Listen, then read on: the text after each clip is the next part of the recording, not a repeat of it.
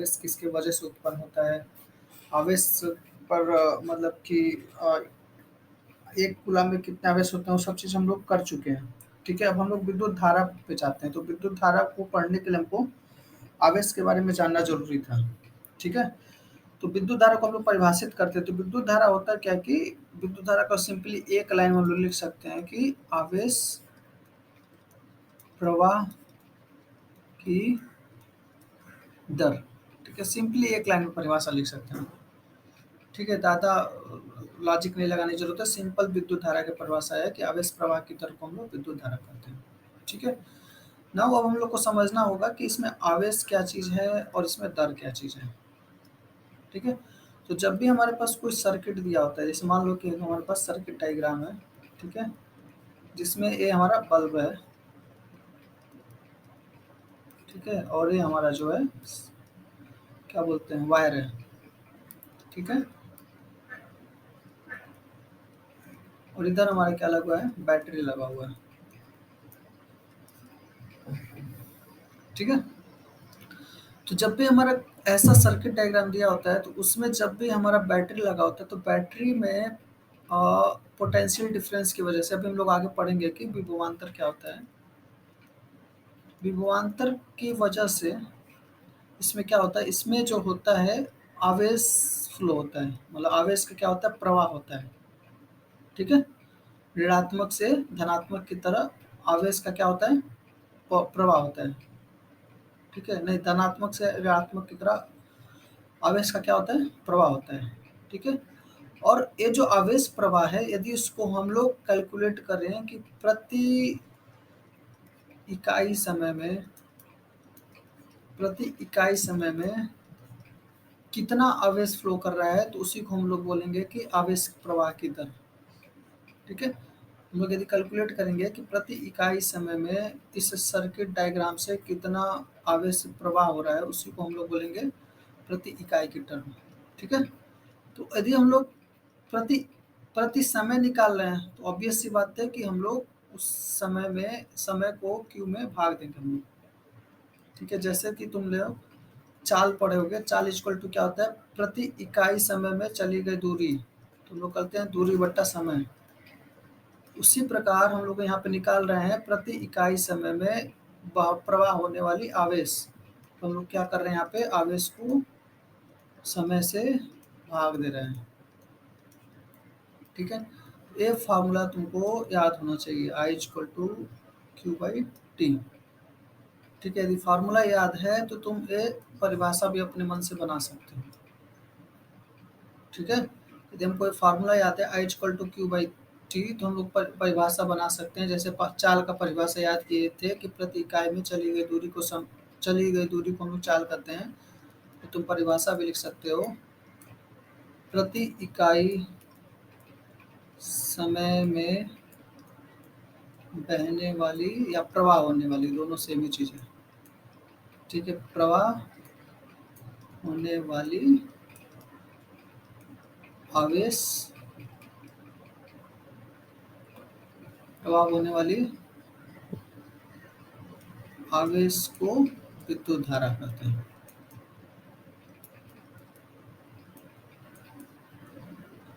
ठीक है,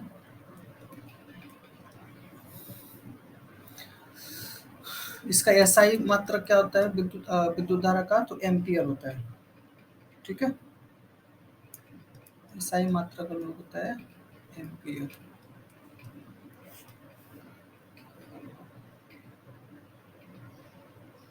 ठीक है, अब ये तो हो गया हमारा एसआई मात्रक एम्पियर।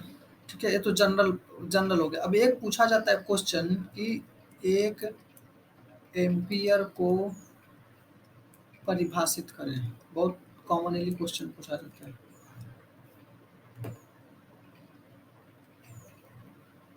हेलो, अभी मैं बोल रहा था कि हम लोग डिफाइन करेंगे एक एम्पियर को। ठीक है, विद्युत धारा हम लोग पढ़ चुके हैं, और हम लोग पढ़े हैं कि विद्युत धारा का मात्रक क्या है।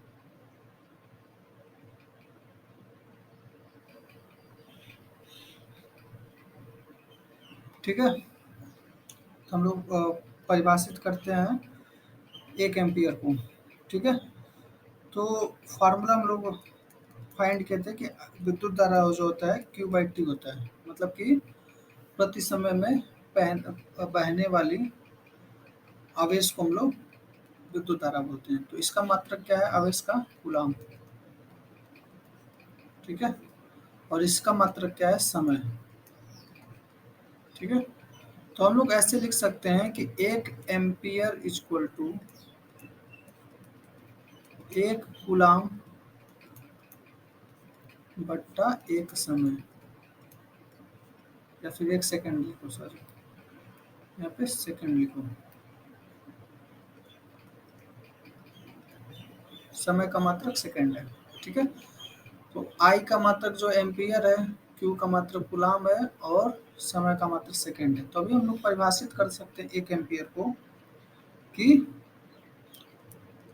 1 सेकंड में 1 कूलाम आवेश की प्रवाह को 1 एम्पियर कहते हैं, सिंपल। ठीक है, जो चीज़ यहाँ पे फार्मूले से हम लोग लाए हैं कि 1 एम्पियर इक्वल टू 1 कूलाम बट्टा 1 सेकेंड, उसी को हम लोग परिभाषा में लिखेंगे। 1 सेकेंड में 1 कूलाम आवेश की प्रवाह को हम लोग 1 एम्पियर कहते हैं। ठीक है, कोई अपने पास से परिभाषा रटने उठने की जरूरत नहीं है। यदि तुम्हारा कॉन्सेप्ट क्लियर है तो तुम परिभाषा आराम से लिख सकते हो। ठीक है, अब इसको रटने की क्या जरूरत थी? तुमको पता है कि आई इक्वल टू Q/T होता है और Q इक्वल टू 1 कूलाम होता है। ठीक है, और समय का मात्रक सेकंड होता है, तो उसी को हम लोग अपने लैंग्वेज में हम लोग लिख सकते हैं।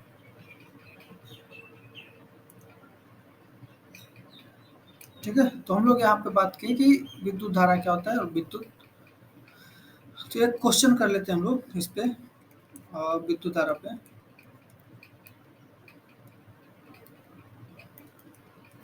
ठीक है, सिंपल सा क्वेश्चन पहले रखते हैं कि यदि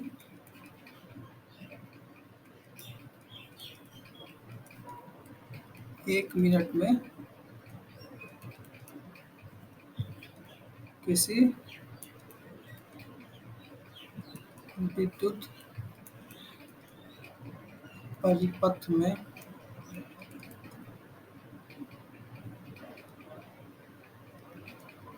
रैंडम वैल्यू ले रहा हूँ ऐसा, 10 कूलाम आवेश प्रवाहित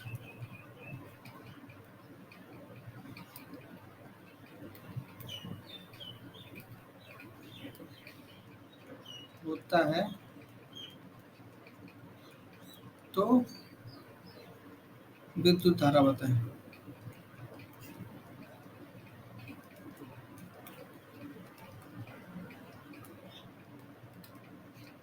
ठीक है, सिंपल सा क्वेश्चन है।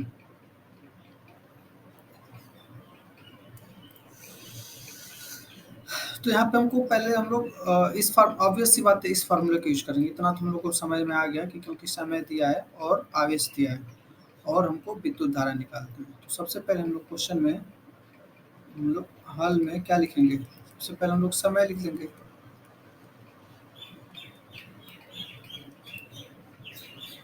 समय लिखेंगे हम लोग, समय क्या हो जाएगा? समय हो जाएगा हमारा 1 मिनट। ठीक है, आवेश कितना हो गया? आवेश मतलब क्यू, कितना हो गया? 10 कूलम। ठीक है, और हमको निकालना है आई का मान। ठीक है,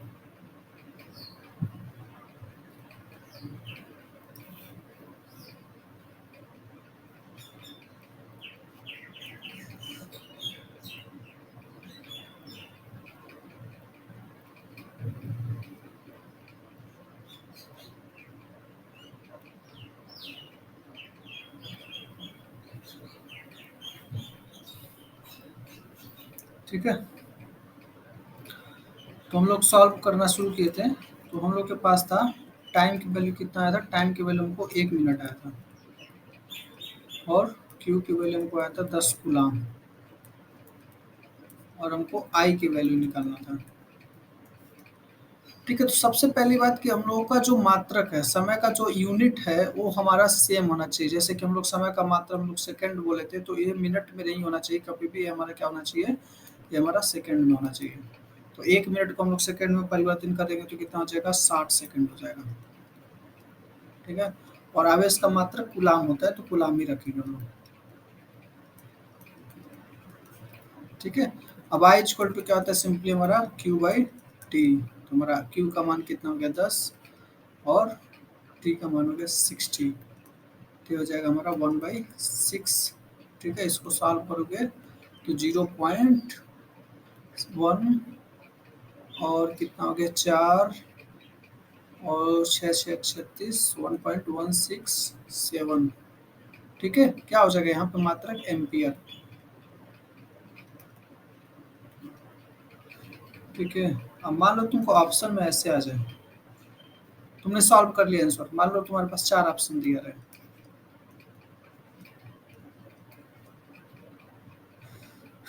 ठीक है, तो पहला दिया रहे 0. मान लो 15 एम्पियर।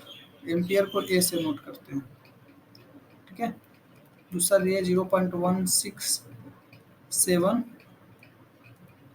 गुलाम पर सेकेंड, और तीसरा दिया रहा है 0.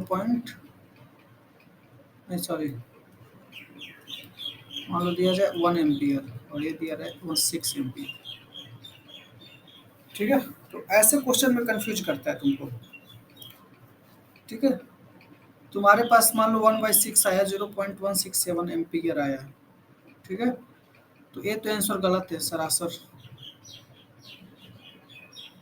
ठीक है, ये दोनों भी गलत है, लेकिन यहाँ पे ए सही है, लेकिन मात्रक को यहाँ पे क्या किया, थोड़ा सा बदल दिया है। तो हमेशा याद रखना है कि एम्पियर जो मात्रक है, उसको हम लोग एम्पियर भी लिख सकते हैं, और उसको हम लोग कूलाम पर सेकंड भी लिख सकते हैं, दोनों चीज सेम ही है। ठीक है, तो यदि 0.16 कूलाम पर सेकंड लिखते हो यहाँ पे, या फिर 0.167 कूलाम लिखते हो, दोनों का मतलब सेम ही है, दोनों का मतलब सेम ही है। तो इस चीज को ध्यान रखना। ऐसे क्वेश्चन में कभी कभी न्यूमेरिकल प्रॉब्लम जो आता है, पॉलिटेक्निक यदि कोई एग्जाम देना चाहते हो ऐसा, या फिर नवोदय का एग्जाम देना चाहते हो, तो उसमें ऐसे क्वेश्चन दे दे के कन्फ्यूज करता है। क्वेश्चन हमेशा, कभी भी कंपटीशन एग्जाम में क्वेश्चन हमेशा सिंपल होता है, बहुत ही आसान क्वेश्चन होता है, बस क्या करता है कि वो कन्फ्यूज करता है बच्चों को। ठीक है, तो अभी हम लोग विद्युत धारा के बारे में पढ़ लिए हैं, विद्युत धारा का परिभाषा पढ़ लिया, विद्युत धारा का मात्रक क्या होता है पढ़ लिया, विद्युत धारा का फार्मूला भी हम लोग पढ़ लिए, और हम लोग 1 एम्पियर को भी हम लोग डिफाइन कर लिए। ठीक है, अब हम लोग पढ़ते हैं विद्युत विभवांतर क्या होता है।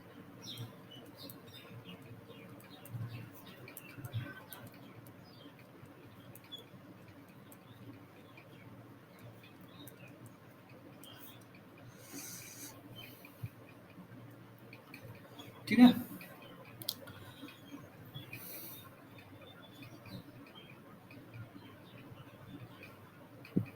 ठीक है, उससे पहले मैं एक चीज पूछना चाहूंगा। अ, आवेश तो हमारा क्या होता है, आवेश हमारा अदिश राशि होता है। यदि हम लोग मेरा वीडियो तुम लोग देखे होगे वो ट्यूटोरियल वाला, तो उसमें बताया था कि आवेश हमारा अदिश राशि होता है। एक क्वेश्चन मैं पूछता हूँ, विद्युत धारा क्या होता है। ठीक है, थोड़ा सोचो, और अभी मैं इसको अंतिम तक मैं आंसर बताता हूँ। अभी इसको अपने दिमाग में सोचो कि क्या हो सकता है, विद्युत धारा क्या होता है। अदिश और सदिश का परिभाषा मैं बता चुका हूँ, इसको सोचो विद्युत धारा क्या होता है, फिर मैं लास्ट में बताता हूँ। ठीक है, तो अभी हम लोग परिभाषित करते हैं कि विद्युत पोटेंशियल क्या होता है।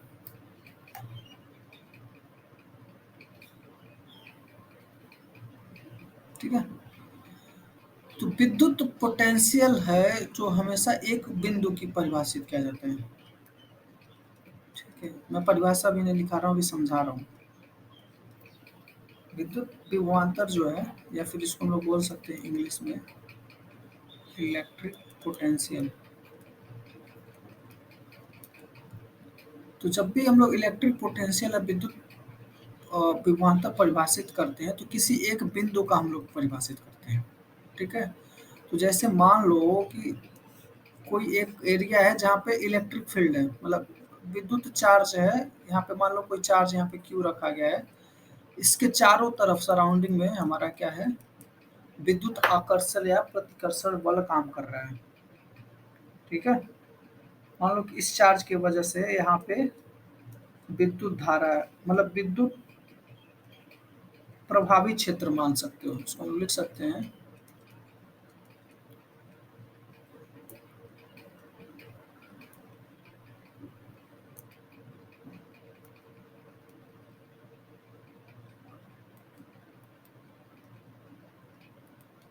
इसको हम लिख सकते हैं विद्युत प्रभावी क्षेत्र। इसका मतलब क्या होता है, इसका मतलब होता है कि यदि यहाँ पे इसके आसपास में कोई भी आवेशित पार्टिकल रखा गया है,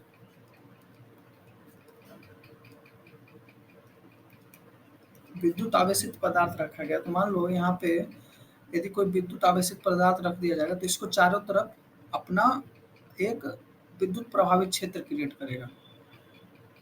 ठीक है, जैसे कि किसी भी विधानसभा का विधायक होता है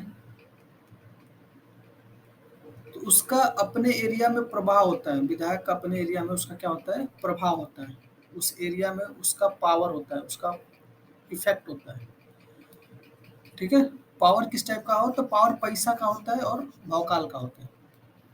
उसी तरह यदि कोई विद्युत आवेश रखा जा रहा है तो उसके चारों तरफ किसका प्रभाव होगा, प्रभाव किस टाइप का होगा, तो प्रभाव हमारा विद्युतीय होगा, प्रभाव किस टाइप का होगा, विद्युतीय होगा।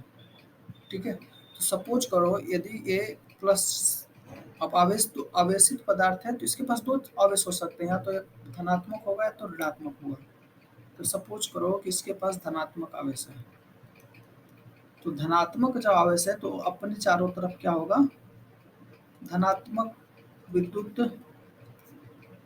प्रभावी क्षेत्र करेगा, क्या करेगा, धनात्मक विद्युत प्रभावी क्षेत्र करेगा क्रिएट। मतलब कि यदि इसके आसपास में कहीं पे भी कोई माइनस क्यू चार्ज आया जो इससे, जिसका प्रभाव, जिसका बल इससे कम है, इसको अपनी तरफ खींच लेगा, इसको क्या करेगा, अपनी तरफ खींच लेगा। और इससे यदि पॉजिटिव आया तो अपने से दूर भगाएगा। ठीक है, जैसे कि मान लो कि यहाँ पे कोई विधायक है, ठीक है, ये इस एरिया में वो रहता है। अब इस एरिया के आसपास में कोई भी छोटी पार्टी आएंगी, कोई भी छोटी पार्टी आएंगी जिससे कि उसको लाभ होने वाला है, तो उसको क्या करेगा, अपने पार्टी में ये मिला लेगा। ठीक है, लेकिन यदि कोई पार्टी ऐसा हुआ जिसकी वजह से इसको नुकसान हो रहा है तो उसको क्या करेगा, अपने से दूर भगाएगा। उसी प्रकार यदि कोई आवेश है और ये धनात्मक है, तो धनात्मक का गुण क्या होता है, धनात्मक का गुण होता है कि सेम प्रकार के आवेश को ये क्या करेगा, दूर भगाता है, और विपरीत आवेश को क्या करता है, अपने पास खींचता है। यदि इसके प्रभावित क्षेत्र में, इसके विद्युत प्रभावित क्षेत्र में जितना ये दूर है उसमें यदि कोई माइनस क्यू चार्ज आएगा तो उसको अपने तरफ खींच लेगा, और प्लस क्यू चार्ज आएगा तो दूर भगाएगा। तो इस प्रभाव, एक जहां तक इसका प्रभाव जाता है, इस चार्ज की वजह से जहां तक इसका प्रभाव जाता है, जहां तक इसका प्रभाव जा सकता है उसको हम लोग बोलते हैं विद्युत प्रभावी क्षेत्र। ठीक है, अभी तो विद्युत प्रभावित क्षेत्र जब समझ चुके हो तो अभी हम लोग पोटेंशियल समझते हैं, विभवांतर क्या होता है। ठीक है, तो मैंने बोला है कि विभवांतर हमेशा एक बिंदु को बोलते हैं। ठीक है, बिंदु को बोलते हैं। ठीक है, अब मान लो यहाँ पे कोई चार्ज रखा गया है क्यू, तो इसके वजह से हर जगह पे इसका प्रभाव क्षेत्र होगा, इसके आसपास में क्या होगा, प्रभाव क्षेत्र होगा। ठीक है, अब कोई यूनिट आवेश को, ठीक है, किस आवेश को, इकाई आवेश को, इकाई आवेश का मतलब क्या होता है कि इसका जो, सॉरी, बिंदु आवेश बोलते हैं इसको, इकाई आवेश नहीं बोलते, बिंदु आवेश। अब बोलोगे बिंदु आवेश क्या होता है, तो बिंदु आवेश का मतलब होता है कि इस आवेश के, इस आवेश के सापेक्ष में इसका मान जो है बहुत ही सूक्ष्म है, ठीक है, इस आवेश के मान में इसका मान बहुत ही सूक्ष्म है। मतलब कि अब सपोज करो कि धरती के सामने, हमारा ब्रह्मांड है, धरती है, धरती के सामने एक किसी मिट्टी के पार्टिकल को ले रहे हो, ठीक है, तो ये हमारा पूरा धरती हो गया और इसके सामने कोई मिट्टी का पार्टिकल ले रहे हो, तो इसके सामने इसको हम लोग क्या बोलेंगे, बिंदु बोलेंगे। वैसे ही ये जो क्यू है इसका मान बहुत ही ज़्यादा है, ठीक है, तो उसके सामने यदि कोई हम लोग एक ऐसा आवेश लेते हैं जिसका मान ही बहुत ही छोटे है, तो इसको हम लोग बिंदु आवेश करते हैं। तो विद्युत विभवांतर क्या होता है कि यदि किसी बिंदु आवेश को अनंत से, अनंत से मतलब कि बहुत दूर से, अनंत से मतलब कि बहुत दूर से लेकर आया जाता है इस क्यू पे, क्यू के आसपास, इस बिंदु आवेश को अनंत से लेकर आया जाता है किसी बिंदु पी पे, मान लो कि बिंदु पी पे लाया जाता है, जहाँ पे इस आवेश का यहाँ पे प्रभावित क्षेत्र है, जहाँ पे इस आवेश का प्रभावित क्षेत्र है, तो जितना लाने में हमको बल लगेगा, इसको लाने में हमको जितना बल लगेगा, उसी को हम लोग क्या कहते हैं, विद्युत विभवांतर कहते हैं, इस बिंदु का विद्युत विभवांतर कहते हैं। ठीक है, तो एक बार मैं समझाता हूँ। इस मान लो यहाँ पे एक आवेश रखा गया, इसके वजह से इसके चारों तरफ प्रभाव रह गया, ठीक है। अब हमको इस आवेश को, बिंदु आवेश को, बिंदु आवेश का मतलब कि इसके सापेक्ष में इसका मान बहुत ही सूक्ष्म है। अब इस आवेश को किसी अनंत से हम लोग इसके प्रवाह क्षेत्र में किसी बिंदु पी पे लेके आते हैं, किसी भी बिंदु पी पे लाते हैं, तो इसको लाने में हमको जितना बल अपने पास से लगाना पड़ेगा, उसी को हम लोग कहते हैं इस बिंदु का विद्युत विभवांतर कहते हैं, इस बिंदु का विद्युत विभवांतर कहते हैं, ठीक है। अब मान लो यहाँ पे लाएंगे तो हम लोग बल कुछ और लगाना पड़ेगा, यहाँ पे लाएंगे तो हम लोग को कुछ और बल लगाना पड़ेगा, यहाँ पे लाएंगे तो हम लोग को कुछ और बल लगाना पड़ेगा। तो मतलब कि जैसे जैसे हम लोग नज़दीक जाएंगे, वैसे वैसे हमारा क्या होगा, बल हमारा क्या जाएगा, बढ़ते जाएगा। चार्ज के जैसे जैसे नज़दीक जाओगे, हमको बल, जैसे मान लो कि ये पॉजिटिव और ये भी धनात्मक है, तो जैसे जैसे नज़दीक जाओगे तो वैसे वैसे अपने से दूर फेंकना चाहेगा, लेकिन हमको अपने पास से बल लगाना पड़ रहा है। इसको हम लोग इसके नज़दीक लेते जा रहे हैं, तो जैसे जैसे यहाँ पर आए तो थोड़ा कम बल लगाना पड़ेगा, यहाँ पे लेके जाएगा तो थोड़ा और ज़्यादा बल लगाना पड़ेगा, और ये अपने पास से दूर खींचे धकेल रहा है, ठीक है। तो हर बिंदु का जितना बल हमको लगाना पड़ रहा है, उस बिंदु का क्या होता है, विद्युत विभवांतर होता है, ठीक है। विद्युत विभवांतर इस बिंदु का होता है, ठीक है, आया समझ में ना। तो अभी एक क्वेश्चन बताओ, सिंपल सा पूछा जाए कि विद्युत विभवांतर जो है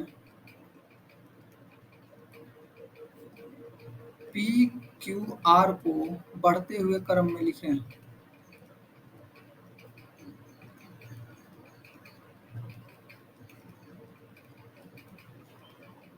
ठीक है, क्वेश्चन आ गया कि बिंदु पी क्यू आर के विभवांतर को बढ़ते हुए क्रम में लिखें, ठीक है। तो आंसर बताना, P is greater than Q is greater than R, B हो गया R is greater than Q is greater than P। तीसरा क्वेश्चन हो गया हमारा R is greater than Q, sorry,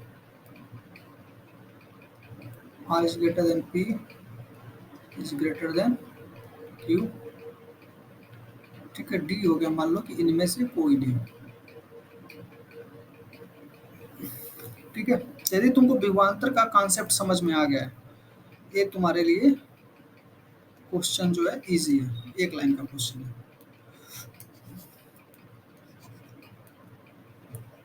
ठीक है।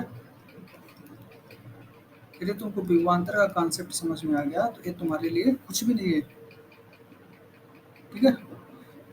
तो इसका आंसर कौन सा होगा,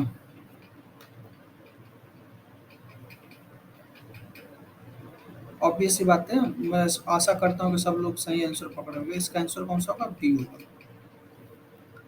ठीक है, क्योंकि यहाँ पे हमको कम बल लगाना पड़ रहा है, यहाँ पे उससे ज़्यादा बल लगाना पड़ रहा है, यहाँ पे सबसे ज़्यादा बल लगाना पड़ रहा है। जैसे जैसे हम लोग आवेश के नज़दीक जाएंगे वैसे वैसे हमको बल ज़्यादा लगाना पड़ेगा।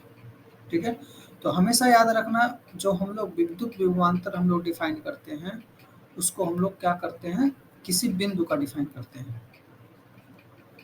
हमेशा एक बिंदु का हम लोग विद्युत विभवांतर डिफाइन करते हैं। ठीक है, इसको परिभाषा भी हम मैं लिखवा देता हूँ।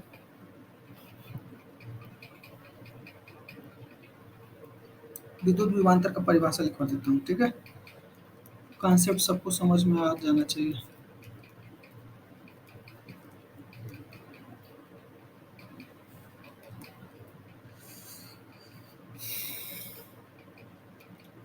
किसी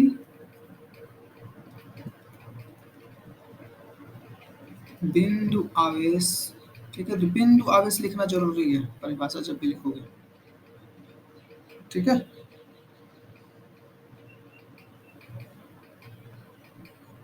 बिंदु आवेश को अनंत से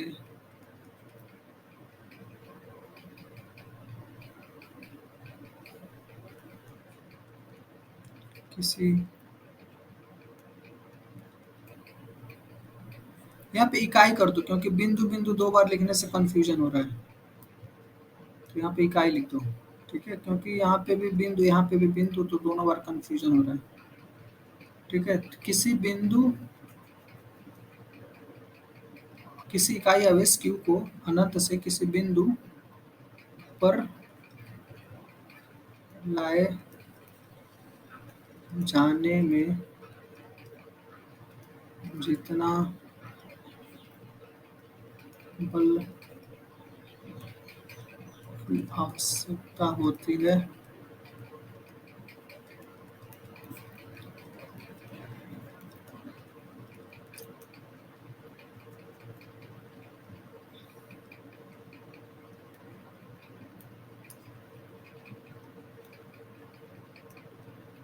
बल न लिखो, कार्य लिखो।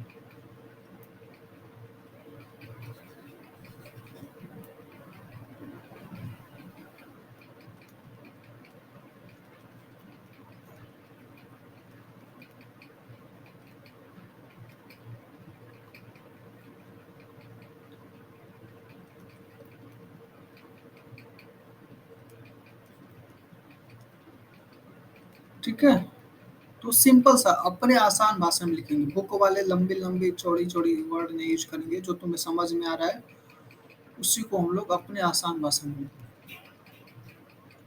ठीक है, तो इसमें ऐसा कोई वर्ड नहीं है, ऐसा कोई शब्द नहीं है जो तुम्हें नहीं समझ में आ रहा। इकाई आवेश क्या होता है, अनंतस क्या होता है, बिंदु पर लाए जाने पर लगने वाला कार्य की आवश्यकता क्या होती है, उसे बिंदु, तो ये हम आसान भाषा में लिखोगे तो तुम्हें हमेशा याद रहेगा, कभी भूलेगा नहीं। ठीक है, तो एक बात याद रखना, विद्युत विभवांतर को हम लोग भी से नोट करते हैं। ठीक है, जब भी जहाँ पे भी देखो तो उसको हम लोग भी से नोट करते हैं। ठीक है, तो इसका परिभाषा क्या हो जाएगा, तो मान लो इकाई आवेश क्यू है और लगने वाला कार्य डब्ल्यू है, तो भी इक्वल टू हो जाएगा कार्य बट्टा जो इकाई आवेश है, जिस आवेश को हम लोग लेके आ रहे हैं।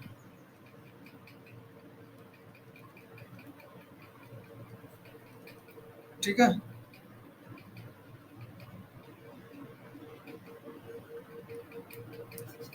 आवेश हो जाएगा। ठीक है, तो कार्य क्या हो गया हमारा, डब्ल्यू अपन क्यू। इसका वोल्ट मीटर होता है इसका हमारा एसआई यूनिट।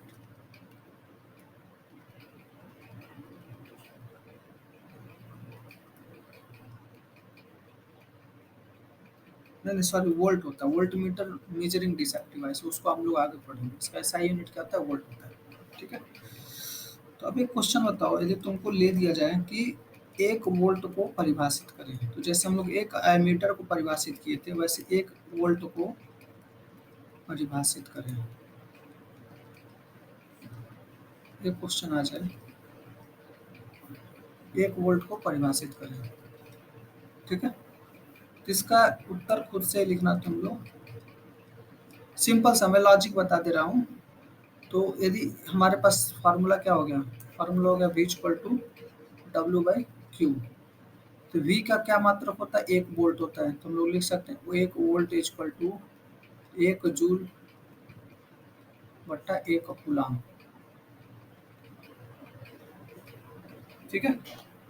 अब हम लोग ये जब हम लोग लिख लिए हैं तो इसको हम लोग सिंपल सा हम लोग परिभाषित कर सकते हैं। मतलब हम लिख सकते हैं कि यदि 1 कूलाम आवेश को अनंत से किसी बिंदु पर लाए जाने में 1 जूल का कार्य की आवश्यकता होती है तो उसे हम लोग 1 वोल्ट परिभाषित करेंगे। ठीक है, आसान भाषा में किसी एक 1 कूलाम आवेश को अनंत से किसी बिंदु पर लाए जाने में यदि 1 कूलाम आवेश की आवश्यकता होती है तो 1 वोल्ट विद्युत विभवांतर कहा जाएगा। ठीक है, तो इसको अपने लैंग्वेज में परिभाषित करना तुम लोग, मैं तुम्हारे लिए होमवर्क छोड़ देता हूँ।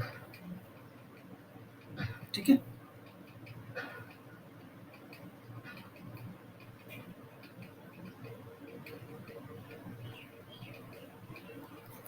ओके सॉरी, कंफ्यूजन हो गया थोड़ा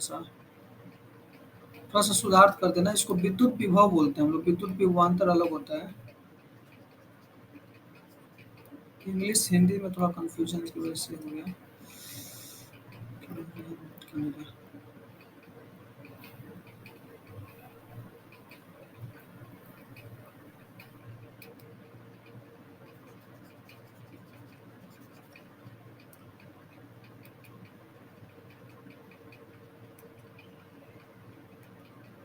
इसको विद्युत विभव बोलेंगे। ठीक है, विद्युत विभवांतर क्या होता है अभी हम लोग डिस्कस करेंगे।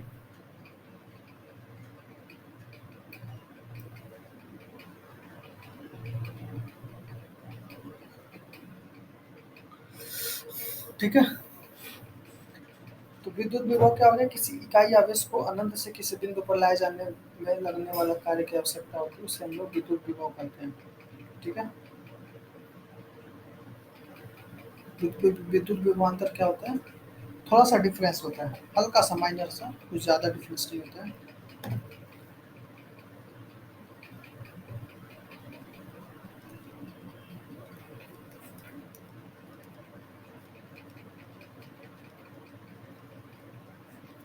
ठीक है, तो यहाँ पे देखो पहले हम लोग विद्युत विभव पढ़े थे, अभी यहाँ पे विद्युत विभवांतर है। ये दो टर्म से मिलकर बना गया है, विद्युत प्लस सॉरी विभवांतर प्लस अंतर। यदि इसको हम लोग संधि विच्छेद करें तो क्या होगा, विभव प्लस अंतर। ठीक है, मतलब कि विभवांतर जो होगा दो बिंदुओं के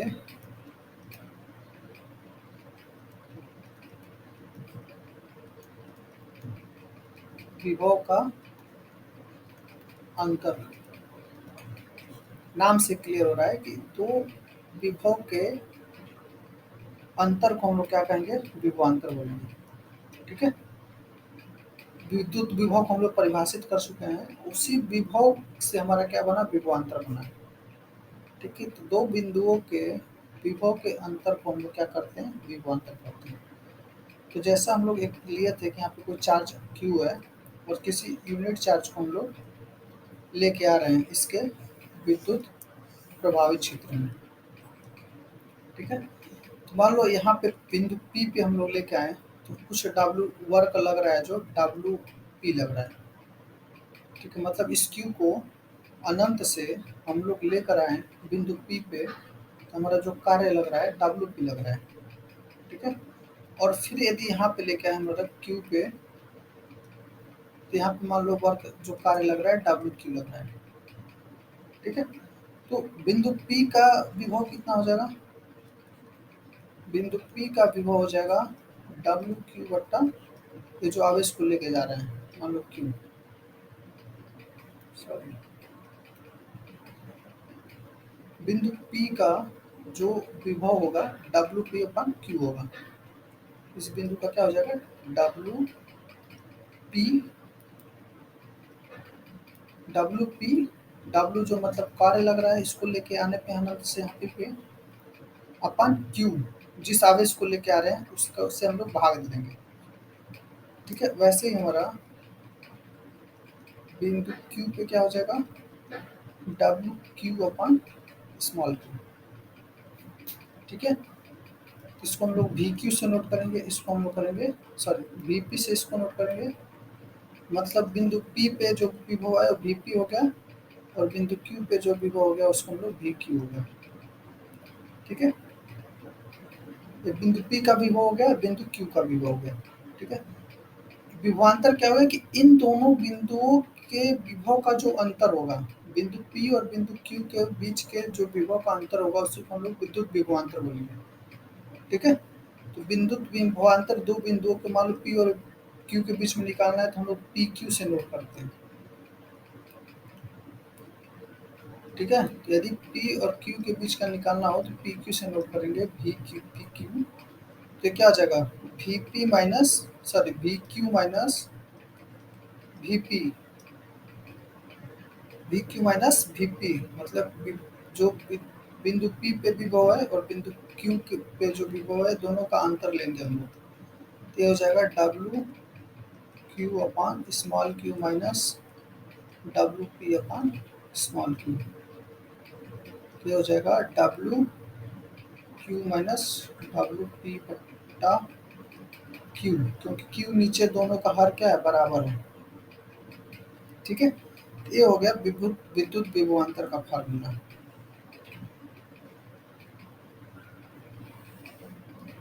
ठीक है, तो दो बिंदुओं के विभव के अंतर को हम लोग क्या करते हैं, विद्युत विभवांतर बोलते हैं। ठीक है, इसको हम लोग परिभाषित भी कर लेते हैं अपने हिसाब से। तो यहाँ तक हम लोग का हो चुका है, तो हम लोग इसको अपने हिसाब से परिभाषित भी कर लेते हैं।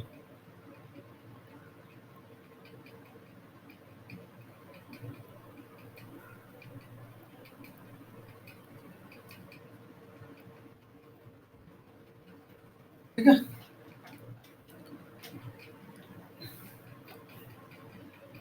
तो समझ गए ना। अब इसको हम लोग परिभाषित भी कर लेते हैं।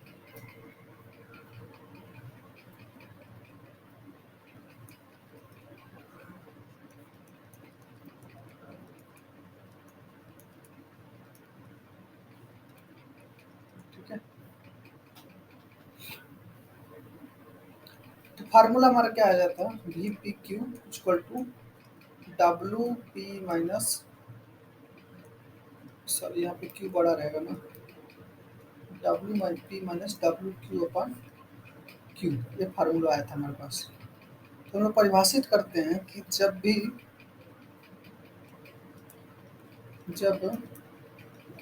किसी इकाई आवेश को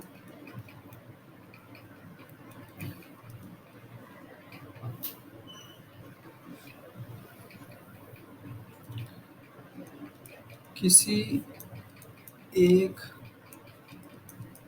बिंदु से दूसरी बिंदु पर ले जाया जाता है तो उसमें लगने वाला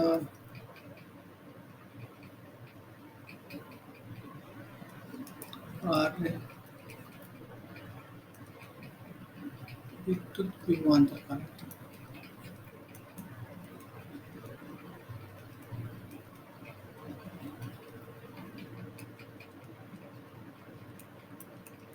ठीक है, तो सिंपल सा आसान भाषा में हम लोग अपने लैंग्वेज में लिखेंगे। ठीक है, अब एक क्वेश्चन आ रहा होगा कि ये दो बिंदु कहाँ से आ गया, मतलब कि हम लोग तो अनंत से चार्ज ला रहे थे, तो ए क्यों ऐसा बोला जा रहा है कि एक बिंदु से दूसरी बिंदु पर लाया जा सकता है। तो मैं बताता हूँ कि जैसे मान लो कि हमारे यहाँ पे आवेश है, ठीक है, प्लस से ही नोट कर लेता हूँ। ठीक है, तो और मान लो कि हमारा यहाँ पे Q बिंदु है और यहाँ पे P बिंदु और किसी आवेश को लाया जा रहा है। ठीक है, तो अब इस आवेश को हम लोग पहले P पे लाएंगे। इस आवेश के हम लोग पहले P पे लाएंगे, तो हमारा कार्य कितना लग रहा है, WQ लग रहा है। ठीक है, और यदि हम लोग विभव निकालेंगे बिंदु P का, तो हमारा क्या निकलेगा, VP निकलेगा।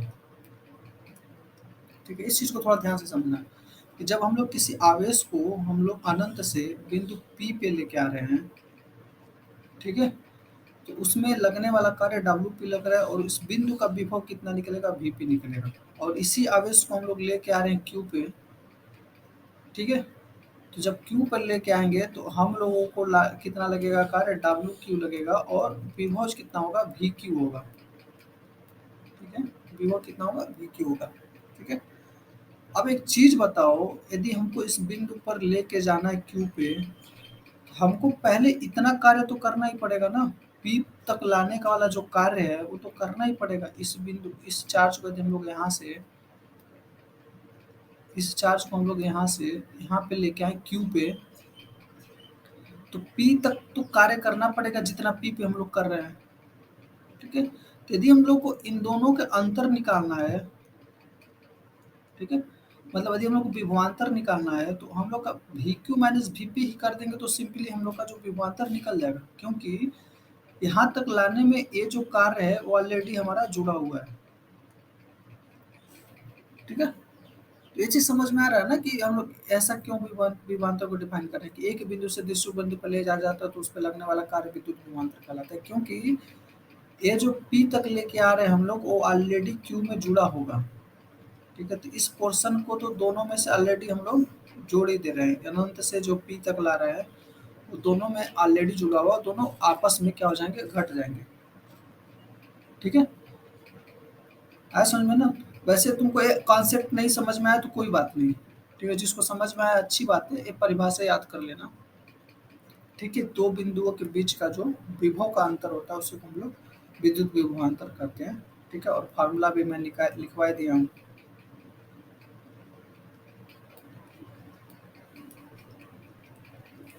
फार्मूला भी मैं बता दिया हूँ,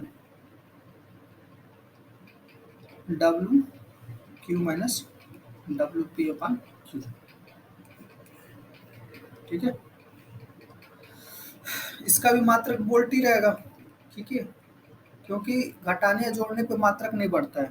ठीक है, तो या तो वोल्ट मात्रक हो जाएगा या फिर इसका मात्रक क्या होता है, वर्क का, सॉरी, वर्क का मात्रक होता है जूल पर कूलम। ठीक है, तो विद्युत विभव का और विद्युत विभवांतर का मात्रक दोनों का सेम ही रहेगा। ठीक है, तो VPQ equal to WQ minus WP upon Q, और मात्रक क्या हो गया, या तो वोल्ट ले लो या तो मात्रक हमारा जूल पर कूलम, दोनों मात्रक हमारा सेम ही है। ठीक है, अभी मैं कुछ देर पहले मैं बोला था कि वोल्ट मीटर, तो वोल्ट मीटर क्या होता है,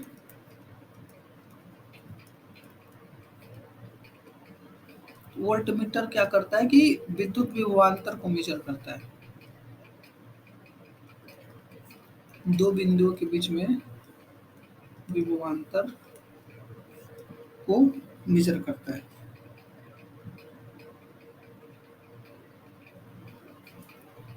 ठीक है, तो हमेशा देखते होंगे कभी भी सर्किट होता है, ठीक है, जैसे मान लो ये हमारा यहाँ पे वो लगा हुआ है बल्ब, और ये हमारा क्या है, बैटरी। ठीक है, तो कभी भी हम लोग विद्युत विभवांतर मेजर करते हैं तो हमेशा देखना जो वोल्ट मीटर होता है, वोल्ट मीटर ऐसे दिखता है। मैं प्रशांत से रिक्वेस्ट करूंगा कि इन लड़कों को वोल्ट मीटर लैब से दिखा देंगे कभी इसके बाद, क्लास के बाद। ठीक है, तो हमेशा देखना कि वोल्ट मीटर ऐसे होता है। ठीक है, वोल्ट मीटर कभी भी सर्किट में देखना, कहीं पे भी देखना, यदि हम लोग पोटेंशियल डिफरेंस या विद्युत विभवांतर निकालना हुआ तो हमेशा देखना ये पैरेलल में कनेक्ट होता है, पैरेलल ऐसे कनेक्ट होगा। तो क्या करता है कि हमेशा ए बिंदु और बी बिंदु के बीच में जो विद्युत विभवांतर का अंतर है उसको बताता है। ठीक है, जैसे मान लो कि यहाँ पे 4 वोल्ट है, यहाँ पे 2 वोल्ट है, तो एक ये दिखाएगा 2 वोल्ट, मतलब इन दोनों का जो अंतर होगा उसको यहाँ पे वो दिखाएगा। ठीक है, क्योंकि हम लोग दो बिंदुओं का विभव अंतर निकालते हैं, इसलिए हमेशा ये हम किस में लगा होता है, समानांतर में लगाते हैं हम लोग। ये क्वेश्चन कई बार पूछ चुका है कि वोल्ट मीटर को किस में हम लोग लगाते हैं। तो विद्युत वोल्ट मीटर हमेशा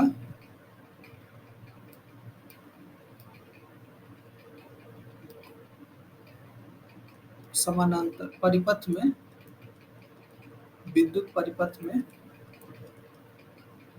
हमेशा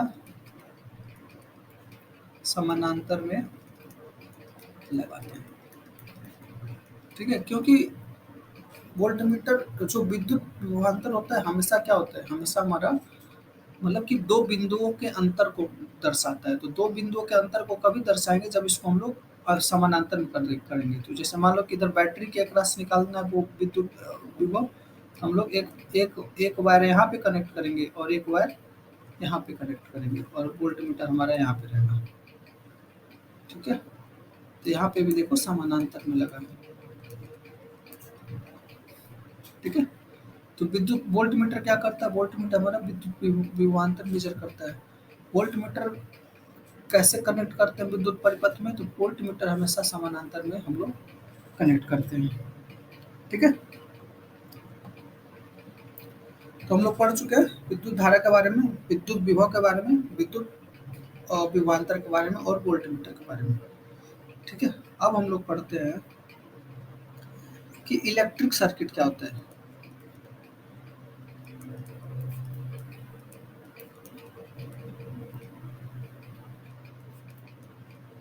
विद्युत परिपथ क्या होता है। ठीक है, तो इसका परिभाषा क्या है, सिंपली कोई भी क्लोज सर्किट डायग्राम है, क्लोज पर परिपथ डायग्राम है। तो मैं शुरू से बनाता हूँ कि विद्युत में क्या होता है कि पहले तो हमको वायर की जरूरत पड़ेगी, दूसरा एक रेजिस्टेंस की जरूरत पड़ेगी, तीसरा एक बैटरी की जरूरत पड़ती है हमें, और चौथा हमको एक स्विच की जरूरत पड़ती है। ठीक है, तो वो किस किस की जरूरत पड़ेगी, बल्ब की। बल्ब को हम लोग बोल सकते हैं कि कोई भी प्रतिरोध। अभी प्रतिरोध क्या होता है उसके बारे में पढ़ोगे। ठीक है, दूसरा हमको तार की जरूरत पड़ेगी, ये सब क्या है हमारा तार ही है। तीसरा हम लोग को स्विच की जरूरत पड़ेगी, स्विच को इंग्लिश में बोलते हैं हम लोग कुंजी।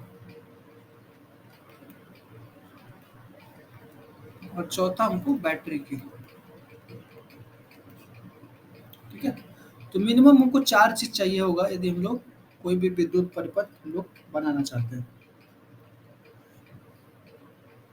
ठीक है, इसमें से यदि कुंजी को हटा दिया जाए, कुंजी की कभी कभी जरूरत पड़ेगी, कभी कभी जरूरत नहीं पड़ेगी।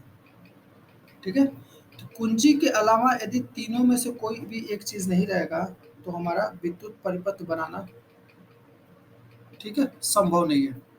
ठीक है, कुंजी तो मान लो अपनी सुविधा के हम लोग कुंजी लगाते हैं, कुंजी मतलब कि प्लग। ठीक है, फैन ऑन करने के लिए होता है ना, ऑन करो ऑफ करो। ठीक है, इधर ऑफ होता है इधर ऑन होता है। ठीक है, तो कुंजी को बोलते हैं हम लोग प्लग। तो हम लोग अपने सुविधा के लिए हम लोग कुंजी लगाते हैं, कुंजी रहे चाहे न रहे, वो अपनी सुविधा के लिए हम लोग विद्युत परिपथ में हम लोग जोड़ते हैं। ठीक है, लेकिन बाकी जो तीन है, प्रतिरोध, प्रतिरोध का मतलब केवल बल्ब नहीं होता है, यहाँ पे पंखा, हीटर, ठीक है, मोटर, कुछ भी हो सकता है। ठीक है, तो प्रतिरोध, तार और बैटरी, बैटरी का मतलब कि सोर्स। ठीक है, बैटरी का मतलब कि सोर्स, यहाँ पे जनरेटर भी हो सकता है और एसी करंट भी हो सकता है, कुछ भी हो सकता है। ठीक है, तो ये तीन चीज होना जरूरी है यदि भी किस एक हम लोग विद्युत परिपथ बनाना चाहते हैं। ठीक है, तो ये तीन चीजों का होना जरूरी है। ठीक है, और ये तीनों चीज क्या होंगे, आपस में कनेक्टेड होंगे। कनेक्टेड होने का मतलब कि यदि तुम इस बल्ब को जलाना चाहते हो और प्रतिरोध का यूज करना चाहते हो, पंखा चलाना चाहते हो, मोटर चलाना चाहते हो, तो ये सर्किट क्लोज होना चाहिए। यदि यहाँ पे कहीं पे भी बीच में, इस सर्किट में कहीं पे भी बीच में तार टूटा है, चाहे कुछ भी है, ठीक है, और ये बैटरी से कनेक्टेड नहीं है, तो ये हमारा सर्किट कभी भी नहीं चलेगा। ठीक है, सपोज करो तुमने ये तार पूरा जोड़ दिया बल्ब से, और यहाँ पे थोड़ा सा कट कट गया है तार, तो नहीं चलेगा, करंट हमारा इसमें फ्लो ही नहीं होगा, विद्युत धारा फ्लो ही नहीं होगी। तो कभी भी सर्किट में से करंट प्रवाह करने के लिए हमारा जो विद्युत परिपथ है हमारा क्या होना चाहिए, पूरा बंद होना चाहिए। क्या होना चाहिए, बंद होना चाहिए। ठीक है, तो ये चीज़ें याद रखना कि विद्युत परिपथ के लिए हमको मिनिमम 3 चीज़ की ज़रूरत पड़ेगी, प्रतिरोध, तार और बैटरी, या फिर इसको बोल सकते हैं हम लोग सोर्स, या फिर इसको बोल सकते हैं हम लोग विभवांतर बोल सकते हो। ठीक है, प्रतिरोध, तार और विभवांतर की हमको ज़रूरत पड़ेगी। और ये जो सर्किट है हमारा क्या होना चाहिए, बंद होना चाहिए। कहीं पे भी खुला हुआ ओपन सर्किट रहा तो हमारा क्या होगा, इसमें से धारा नहीं प्रवाह होगी। ठीक है,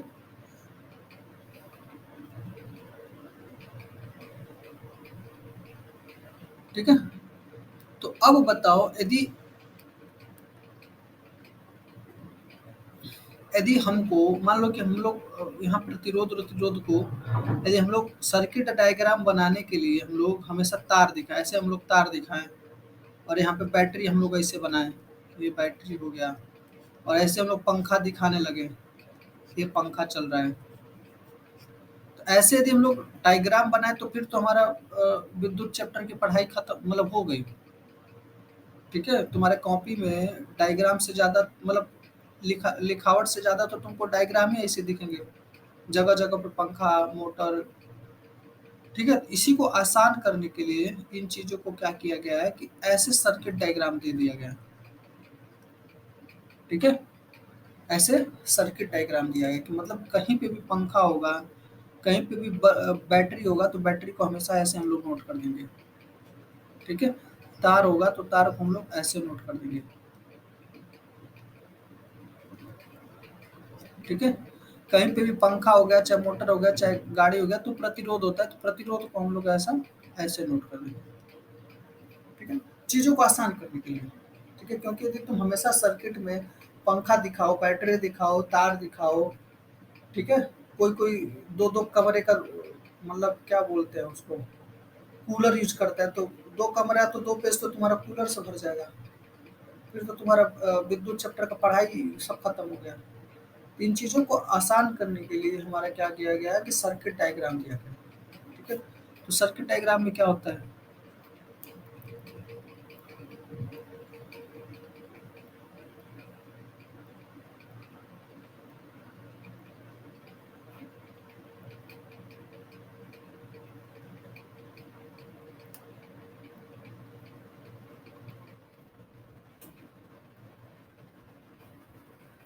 एक मिनट में शुरू करता हूँ।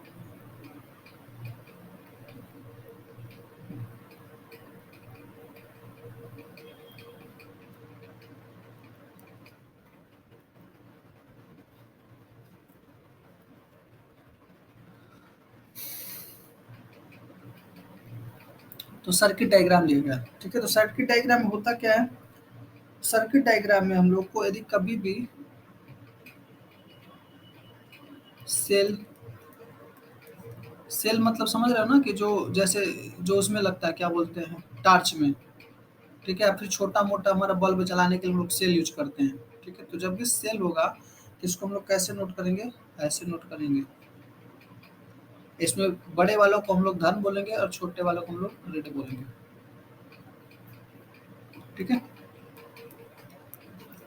नेक्स्ट, जब भी हमारा ओपन क्यू, खुला कुंजी दिखाना होगा, खुला कुंजी का मतलब होता है कि जो प्लग है उसमें ऑफ हो है। ठीक है, मतलब यदि ऑफ की तरफ ऊपर बंद की हो तो उसको हम बोलेंगे खुला कुंजी, और यदि इसको पंखे को ऑन की हो, चाहे बैट बल्ब को ऑन की हो, तो उसको हम लोग बोलेंगे बंद कुंजी। ठीक है, तो खुला कुंजी को हम लोग कैसे नोट करेंगे,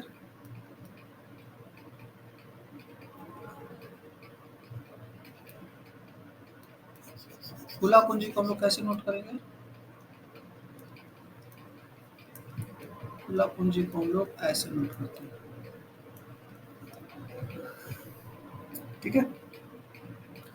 अब मान लो कि कहीं कहीं ऐसा होता है कि एक ही जगह पे एक वायर इधर से गया, एक वायर इधर से गया, ठीक है। अब मोनू क्या किया, इसमें से कट करके मोनू इधर से तार निकाल दिया, ठीक है। कभी कभी मोनू ऐसा बहुत काम करता है, एक वायर इधर से जा रहा है, ये पंखा से जुड़ा है, एक वायर इधर से आ रहा है जो बल्ब से जुड़ा है। मोनू क्या किया, इसी में से जोड़ के अपना मोबाइल चार्ज कर रहा है, ठीक है। तो ऐसे बोलते हैं कि हम लोग जंक्शन बोलते हैं, इसको बोलते हैं हम लोग जंक्शन, और इसको हम लोग ऐसे नोट करते हैं, ठीक है। जहाँ पे एक से ज़्यादा वायर आपस में जुड़े हो उसको हम लोग क्या बोलते हैं, जंक्शन, और उसको हम लोग ऐसे नोट करते हैं, ठीक है। किताब में भी चेक कर लेना, हो सकता है मेरा हिंदी थोड़ा मोड़ा गलत हो, तो इन सब चीज़ों को किताब से मिला लेना, बट ये जो सिंबल है वो सही है। हिंदी लिखने वाला हो सकता है कि थोड़ा मेरा मतलब हिंदी में लिखना थोड़ा इंग्लिश से पढ़ा हो तो हिंदी में थोड़ा गलत हो सकता है, ठीक है। विद्युत बल्ब को तो पता ही होगा, अभी तक हम लोग कभी से पढ़ते आ रहे हैं शुरू से। विद्युत बल्ब को हम लोग ऐसे नोट करते हैं, ठीक है। प्रतिरोध को हम लोग कैसे नोट करते हैं, अभी प्रतिरोध क्या होता है उसके बारे में हम लोग पढ़ेंगे आगे। प्रतिरोध का मतलब अभी समझो कि कूलर, हीटर, ये सब क्या होता है, प्रतिरोध के कैटेगरी में आते हैं, ऐसे नोट करते हैं,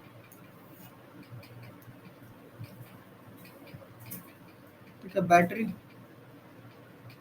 बैटरी तो मतलब कि एक से ज़्यादा सेल, बैटरी सेल का मतलब एक सिंगल सेल छोटा वाला, बैटरी का मतलब कि सेल से ज़्यादा पावरफुल होता है, तो इसमें एक से ज़्यादा सेल रखे रहेंगे, ठीक है। तो ये छोटे छोटा वाला जो यूनिट है, एक हो गया ए प्लस माइनस, फिर ए प्लस ए माइनस, फिर ए प्लस ए माइनस, तो एक से ज़्यादा सेल को कनेक्ट करके हम लोग बैटरी बनाते हैं, ठीक है। तो इसलिए उसमें एक से ज़्यादा सेल रहेगा, एक से ज़्यादा plus minus plus minus plus minus लगेगा, ठीक है।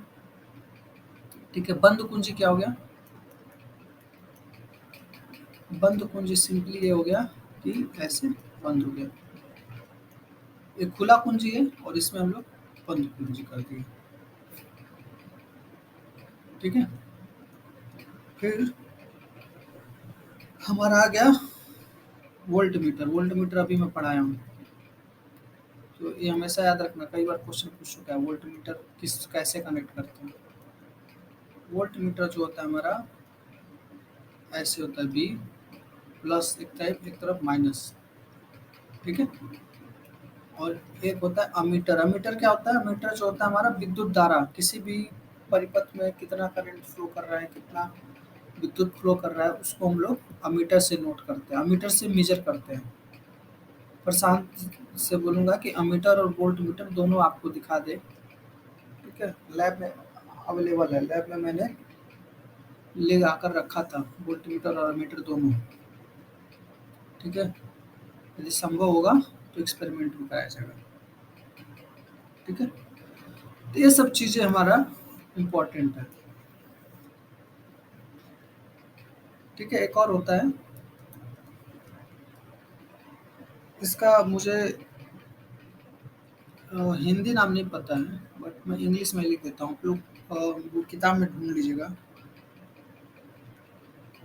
रेहोस्टेट, रेहोस्टेट का मतलब इसको नोट ऐसे करते हैं, ये प्रतिरोध हो गया और इसके ऊपर ऐसे एरो दे दो, या फिर ये प्रतिरोध हो गया और इस पर से आके इधर एक एरो हो गया।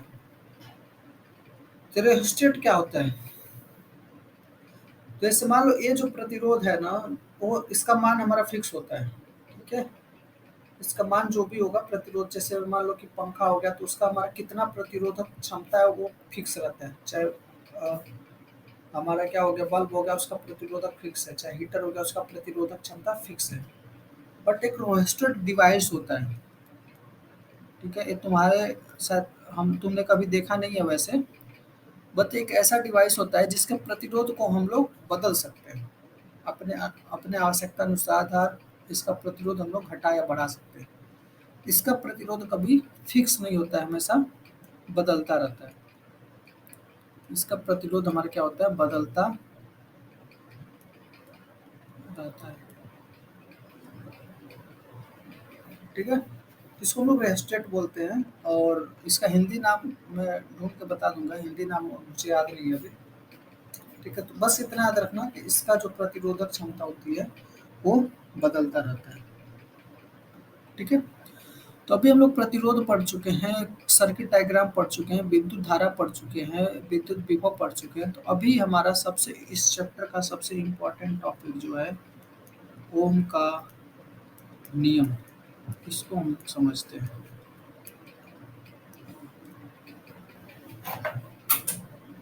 ठीक है, अभी हम लोग समझते हैं कि ओम का नियम क्या होता है।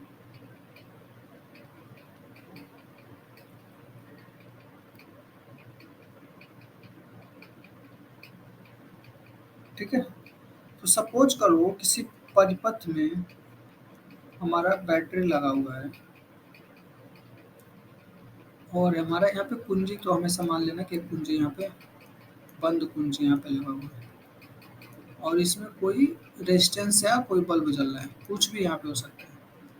ठीक है, यहाँ पे मान लो भी भी वोल्टेज है, मतलब बैटरी का जो वोल्टेज है भी है, और इसमें करंट आई फ्लो कर रहा है।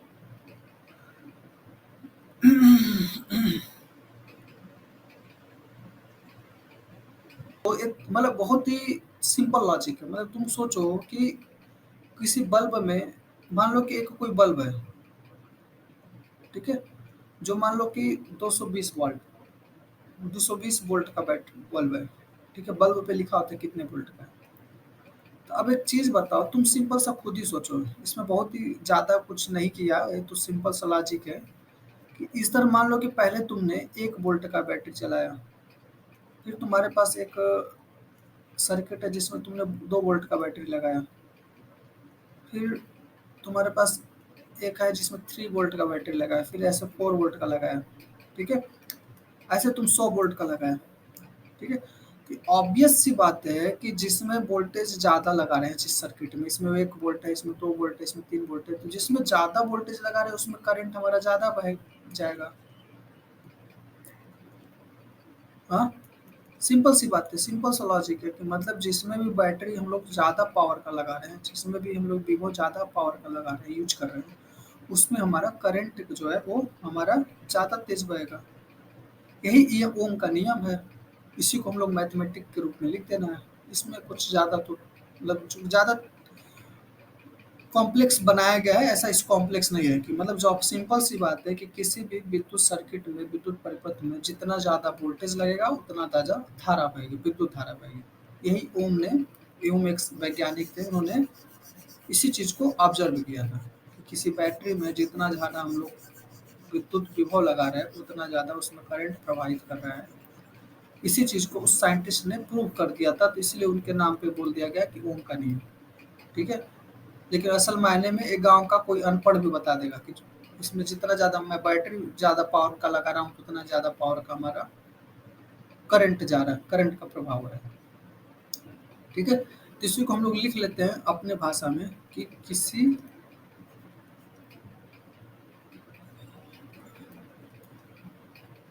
कांस्टेंट, किसी नियतांक, एक मिनट देखो यार, कांस्टेंट का हिंदी क्या होता है।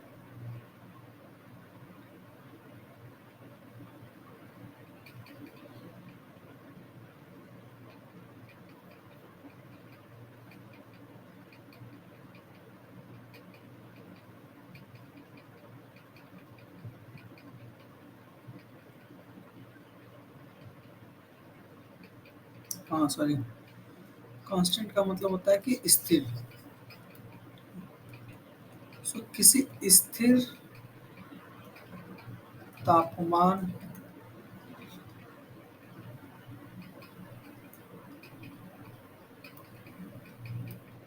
स्थिर तापमान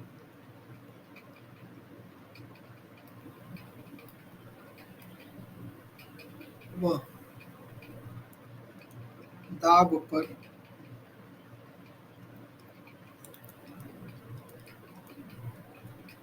किसी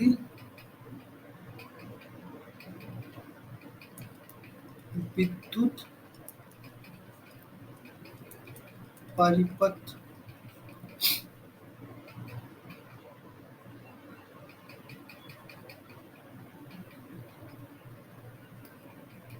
पे चालक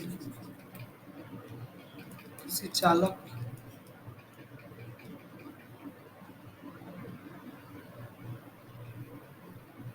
में बहने वाली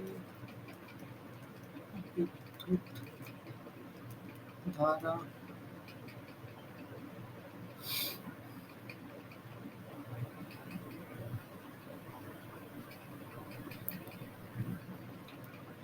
चालक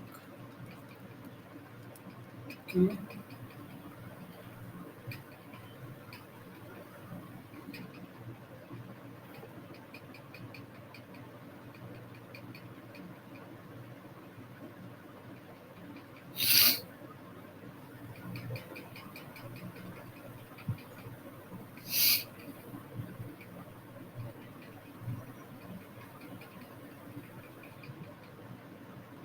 चालक के सिरों इसी का हिंदी में नहीं ढूंढ रहा था इसको, एक क्रॉस को क्या बोलते हैं, सिरों के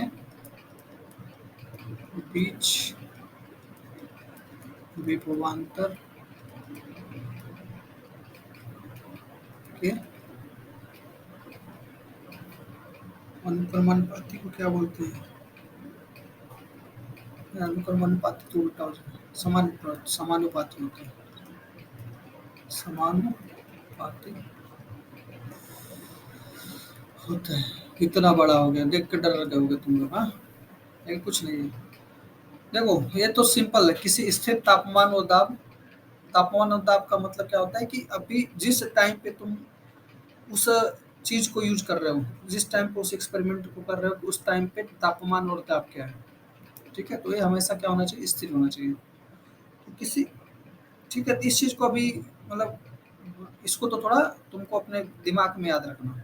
ठीक है, अभी हम लोग परिभाषा यहाँ से देखते हैं, ओम का नियम यहाँ से देखते हैं। किसी चालक में बहने वाली विद्युत धारा, सॉरी विद्युत धारा चालक के सिरों के बीच विभवांतर के समानुपाती होता है। ठीक है, तो विद्युत धारा क्या हो गया हमारा, आई हो गया। ठीक है, विभवांतर क्या हो गया हमारा, भी हो गया। तो मतलब कि जितना ज़्यादा वोल्टेज रहेगा उतना ज़्यादा आई रहेगा, यही चीज़ कह रहा है। ठीक है, कि मान लो कि कोई हमारा चालक लगा हुआ है। चालक का मतलब क्या होता है कि चालक मतलब जिसमें करंट का प्रवाह किया जा सके, उसी को हम लोग क्या कहते हैं, चालक कहते हैं। ठीक है, तो ये बोल रहा है कि किसी चालक में बहने वाली विद्युत धारा है, तो मतलब कि ये जो तार यहाँ पे लगे हैं उसी को हम लोग चालक बोलेंगे। ये जो तार हम लोग यूज कर रहे हैं करंट प्रवाह के लिए, उसी को हम लोग चालक बोलेंगे। तो इस चालक में जितना भी विद्युत धारा बहेगा, मतलब आई जितना भी होगा, वो किस पे निर्भर करता है, तो भी पे निर्भर करता है। मतलब जितना ज़्यादा करंट का मान वैल्यू रहेगा, जितना ज़्यादा करंट का मान रहेगा, उतना ज़्यादा हमारा क्या होगा, सॉरी जितना ज़्यादा विभव रहेगा उतना ज़्यादा हमारा करंट बहेगा। ठीक है, तो समानुपाती को हम लोग कैसे लिखते हैं, इस चीज़ को हम लोग ऐसे भी लिख सकते हैं कि V is directly proportional to I। समानुपाती को हम लोग लिखते हैं V is directly proportional to I, मतलब V जो है I के समानुपाती है। ठीक है, मैथमेटिक्स में इसी चीज, इस पूरे लाइन को, इतने बड़े लाइन को हम लोग मैथ में ऐसे ही लिख सकते हैं, सिंपल सा। इसीलिए मैथ को पढ़ते हैं हम लोग। इन पूरे चीज को कहने के लिए तुमको हिंदी में इतना बड़ा चीज यूज करना पड़ा, इतना बड़ा लाइन। उस चीज को तुम सिंपली ऐसे नोट कर सकते हो, भी समानुपाती टू आई। इसका मतलब ये हुआ कि भी की वैल्यू जितना बढ़ेगी आई की वैल्यू उतना ही ज्यादा बढ़ेगी। ठीक है, मतलब भी का मान जितना बढ़ाओगे उतना मान आई का बढ़ेगा, भी का मान घटाओगे तो आई का मान घटेगा। ठीक है, ये सिंपली इस पूरे लाइन को हम लोग ऐसे लिख सकते हैं मैथमेटिक्स के अनुसार। ठीक है, अब इसको हम लोग इक्वल, ये तो हमारा समानुपाती होगा, मतलब ये जितना बढ़ेगा उतना, ये जितना बढ़ेगा उतना ये भी बढ़ेगा। अब इसको हम लोग बराबर में परिवर्तन करते हैं, इस समानुपाती के चिन्ह को हम लोग बराबर में परिवर्तन करते हैं, तो हमारा यहाँ पे एक कांस्टेंट आ जाता है जिसको हम लोग आर बोलते हैं। अब यहाँ पे आ जाता है प्रतिरोध। इसी आर को हम लोग क्या बोलते हैं? प्रतिरोध।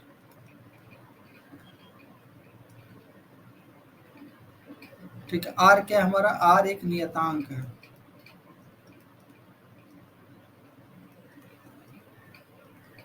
ठीक है, तो ये चीज बहुत कंफ्यूजिंग है कि आर नियतांक है, इसका मतलब क्या है? ये क्या कहना चाह रहे हैं? हाँ, ये तो समझ में आ गया यहाँ तक कि समानुपाती होता है। V is directly proportional to I। अब ये नियतांक कहाँ से घुसा है? जब हम लोग ने बराबर का चिन्ह लगाया तो नियतांक क्या कहाँ से घुसा है? ठीक है, इसके लिए ओम ने क्या किया? ओम ने, ये आर कहाँ से है उसको मैं थोड़ा समझा रहा हूँ, ठीक है? जिसको समझ में आया तो ठीक है, नहीं तो इस फार्मूले को रट लेना।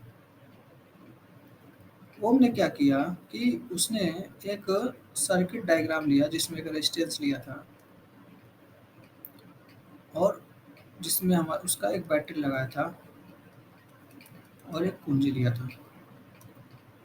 तो उसने क्या किया, दो टेबल बनाया, दो कॉलम। एक में उसने वोल्टेज नोट किया और एक में उसने आई नोट किया। ठीक है, उसने क्या किया कि पहले मान लो कि पहले 1 वोल्ट का उसने बैटरी लगाया। उसको पता चला कि जब मैं 1 वोल्ट का बैटरी लगा रहा हूँ तो जो करंट फ्लो कर रहा है वो 2 एम्पियर कर रहा है। ऐसे ही मान लो कि वो एक्सपेरिमेंट कर रहा है खुद से। ठीक है, तो एक्सपेरिमेंट करेगा तो देखो मैंने बोला है कि हमेशा जो है वोल्ट मीटर हमारा क्या होगा, पैरेलल में कनेक्ट होगा। तो वोल्ट मीटर उसने यहाँ लगा दिया और यदि उसको करंट मेजर करना है तो करंट के लिए क्या करेगा, करंट के लिए सॉरी करंट के लिए उसको क्या करना पड़ेगा, करंट के लिए उसको यहाँ पे एमीटर कनेक्ट करना पड़ेगा। तो यहाँ पे उसने एक एमीटर लगा दिया है।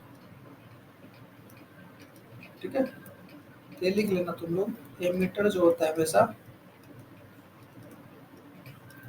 क्रम में जुड़ा होता है, मतलब कि सीरीज में होता है।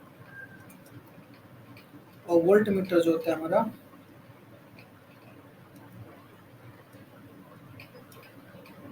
ठीक है समानांतर में जुड़ा होता है। पैरेलल। देखो ये जो वोल्ट मीटर है ये हमारा श्री पैरेलल में जुड़ा है, समानांतर में। ये दोनों क्या है, पैरेलल में है। और ये जो एमीटर जो है हमारा क्या है, सर्किट के सीरीज में जुड़ा है, सर्किट के विद्युत धारा के साथ में जुड़ा है। ठीक है, तो ये चीज याद रखना कि एमीटर हमेशा क्रम में जुड़ा होता है, वोल्ट मीटर हमेशा समानांतर में जुड़ा होता है। तो उसने क्या किया कि एक एमीटर लगाया और एक वोल्ट मीटर लगाया और उसने पहले 1 वोल्ट का वोल्टेज दिया। तो उसने इसमें एमीटर में उसने करंट मेजर किया, दो दो एम्पियर करंट इसमें बह रहा है। फिर उसने उसने वोल्टेज बढ़ाया, उसने देखा कि इसमें जो हो रहा है 4 एमीटर का करंट बह रहा है। फिर उसने क्या किया, इसने वोल्टेज फिर से बढ़ाया 3 वोल्ट, इसमें देखा कि 6 एम्पियर का करंट बह रहा है। ऐसे उसने मान लो कि 8 मतलब 5 एक्सपेरिमेंट लिया, 4 वोल्ट लिया तो यहाँ पे 8 एम्पियर आ रहा है। ठीक है, 5 वोल्ट लिया तो उसका मान लो कि 10 एम्पियर आ रहा है। तो उसने ऐसे कुछ रीडिंग्स लिया अपने एक्सपेरिमेंट में। ठीक है, ओम ने ऐसे नियम अब ऐसे एक्सपेरिमेंट परफॉर्म किया और इस एक्सपेरिमेंट में उसने वोल्ट मीटर यूज किया, एमीटर यूज किया और उसने ऐसे 5 वोल्टेज पे उसने करंट मेजर किया। तो उसने पाया कि जब वोल्टेज इतना है तो यहाँ पे करंट इतना है। ठीक है, उसके बाद उसने ये तो श्योर हो गया, उसके बाद उसने ये श्योर हो गया कि जो भी है भी के मान पे आई का मान डिपेंड कर रहा है। मतलब कि भी के मान से आई का मान बदल रहा है, मतलब भी जो है आई के क्या हो गया, समानुपाती है। ये तो उसको देख के पता, इस रीडिंग से देख के तुम्हें भी पता चल रहा होगा कि जैसे जैसे भी का मान बढ़ रहा है वैसे वैसे आई का मान बढ़ रहा है। ये तो तुम्हें भी देख के पता चल गया, तो वैसे ही ओम को भी ये देख के पता चल गया। अब उसने क्या किया कि एक ग्राफ लिया और उस ग्राफ पे उसने इस वैल्यूज को प्लॉट किया। ठीक है, तो उसने यहाँ पे भी प्लॉट किया एक्स एक्सिस पे और वाई एक्सिस पे उसने आई को प्लॉट किया। तो उसको कुछ ऐसा ग्राफ मिला, ये स्ट्रेट लाइन होगा सीधा लाइन होगा, तो उसको एक स्ट्रेट लाइन मिला। जब उसने वाई एक्सिस पे आई को प्लॉट किया और एक्स एक्सिस पे बी को प्लॉट किया, उसको एक स्ट्रेट लाइन हुआ। ठीक है, तो ओम ने बोला कि जो स्ट्रेट लाइन का जो भी स्लोप होगा, ठीक है, स्लोप होगा, ठीक है, एक स्लोप का मतलब होता है कि एक कितना एंगल बना रहा है इस वाई के अगेंस्ट में। ठीक है, तो ओम ने बोला कि इस लाइन का जो भी स्लोप होगा वो एक कांस्टेंट रहेगा, मतलब कि नियतांक रहेगा। इस लाइन का जो भी स्लोप होगा वो क्या रहेगा, नियतांक रहेगा। और उसी नियतांक को उसने आर से डिनोट किया और उसी नियतांक को उसने नाम दिया प्रतिरोध। ठीक है, इसी नियतांक को उसने आर से डिनोट किया और उसी नियतांक को उसने नाम दिया प्रतिरोध। तो यहाँ से प्रतिरोध का कॉन्सेप्ट आता है। तो ओम ने बोला कि किसी भी सर्किट में किसी भी विद्युत परिपथ का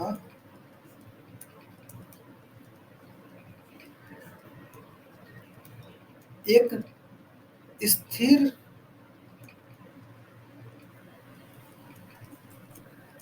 तापमान और दाब पर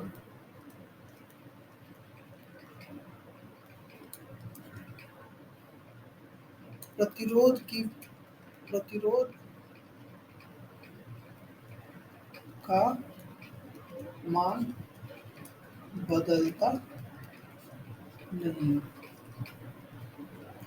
तो ओम ने बोला कि कोई भी विद्युत परिपथ हम लोग एक बनाए हैं अपने हिसाब से, उसका जो, यदि हम लोग एक स्थिर तापमान और दाब पर प्रतिरोध हम लोग मेजर करें तो उसके प्रतिरोध में कोई वैल्यू नहीं रहेगा, बदलेगा नहीं, वैल्यू हमारा प्रतिरोध का क्या रहेगा, सेम ही रहेगा। ठीक है, तो चूंकि इसका वैल्यू बदलेगा नहीं, इसीलिए बोला गया है कि प्रतिरोध जो होता है हमारा एक नियतांक होता है। ठीक है, नियतांक का मतलब होता है कि प्रतिरोध का मान बदलता नहीं है। ठीक है, इसको हम लोग वी आई डायग्राम भी बोलते हैं। तुमको शायद बुक में दिया होगा वी आई डायग्राम बनाने के लिए, और नहीं दिया होगा तो मैं एक दो क्वेश्चन करवा दूंगा। ठीक है, तो इसी को हम लोग वी आई डायग्राम बोलते हैं। ठीक है, अब हम लोग प्रतिरोध ये समझ गए कि प्रतिरोध हमारा नियतांक होता है। नियतांक का मतलब कांस्टेंट होता है, प्रतिरोध का मान बदलता नहीं है यदि किसी एक निश्चित तापमान और निश्चित ताप पे हम लोग प्रतिरोध को मेजर करते हैं। अब हम लोग प्रतिरोध का परिभाषा पे जाते हैं। प्रतिरोध का परिभाषा क्या होता है?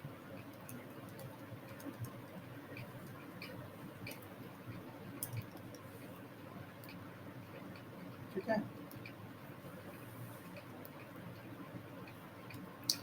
तो इसके नाम से भी तुमको आ रहा है, प्रतिरोध का परिभाषा का नाम से क्लियर हो रहा है।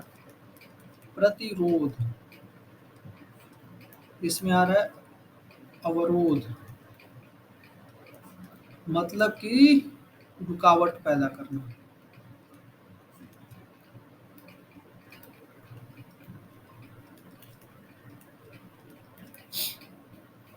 ठीक है ना, मतलब कि रुकावट पैदा करना। तो चूंकि हम लोग बात किस कर रहे हैं, आवेश के प्रवाह की बात कर रहे हैं। बात हम लोग कर रहे हैं आवेश की प्रवाह की। तो मतलब कि हम लोग परिभाषा लिख सकते हैं,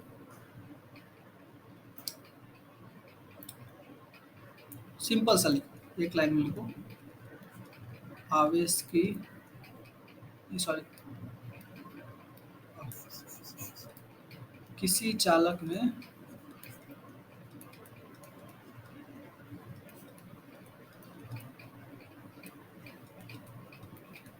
आवेश की प्रवाह के अवरोध को उस चालक का प्रतिरोध बोलते हैं।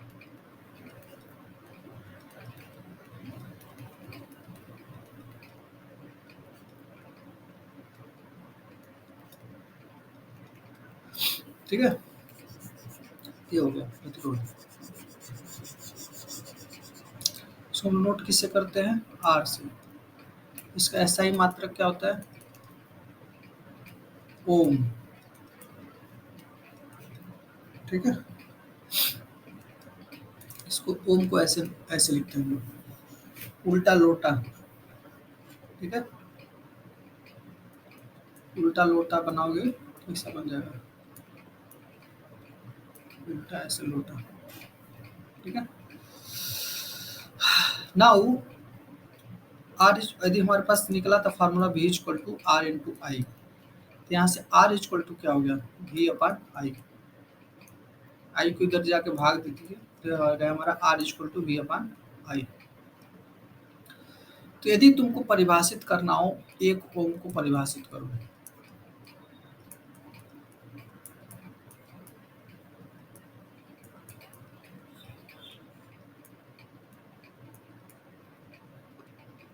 तो आसान है। ठीक है, यदि हम लोग इससे यहाँ से हम लोग एक ओम लिखना चाहें तो आर प्रतिरोध का मात्रक क्या होता है? एक ओम। तो हो गया एक ओम इक्वल टू, वोल्ट का मात्रक क्या हो गया? एक, सॉरी वोल्ट, और करंट का मात्रक क्या हो गया? एक एम्पियर। तो हम लोग यहाँ से एक ओम को परिभाषित करते हैं,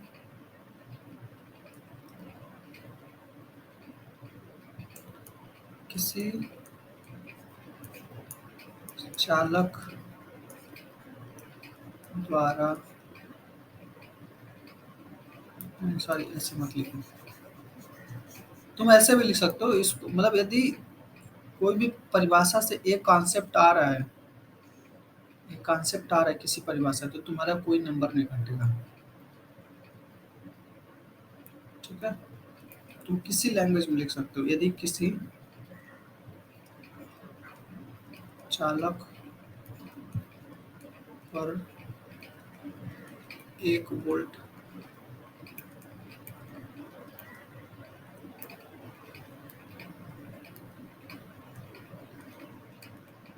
विभवांतर, नहीं यार, एक चालक के सिरों पर, चालक के सिरों के बीच एक वोल्ट विभवांतर देने पर एक एम्पियर का विद्युत धारा प्रभावित प्रवाहित प्रभावित या प्रवाहित होती है, तो उस चालक का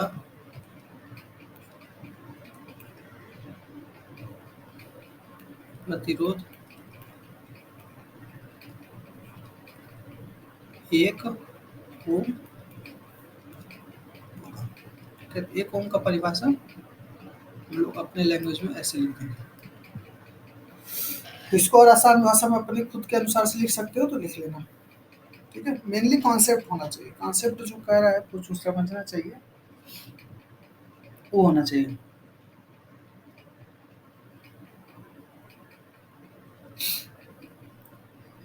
ठीक है ना,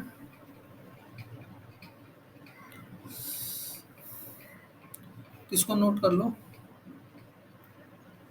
फिर हम लोग आगे चलते हैं।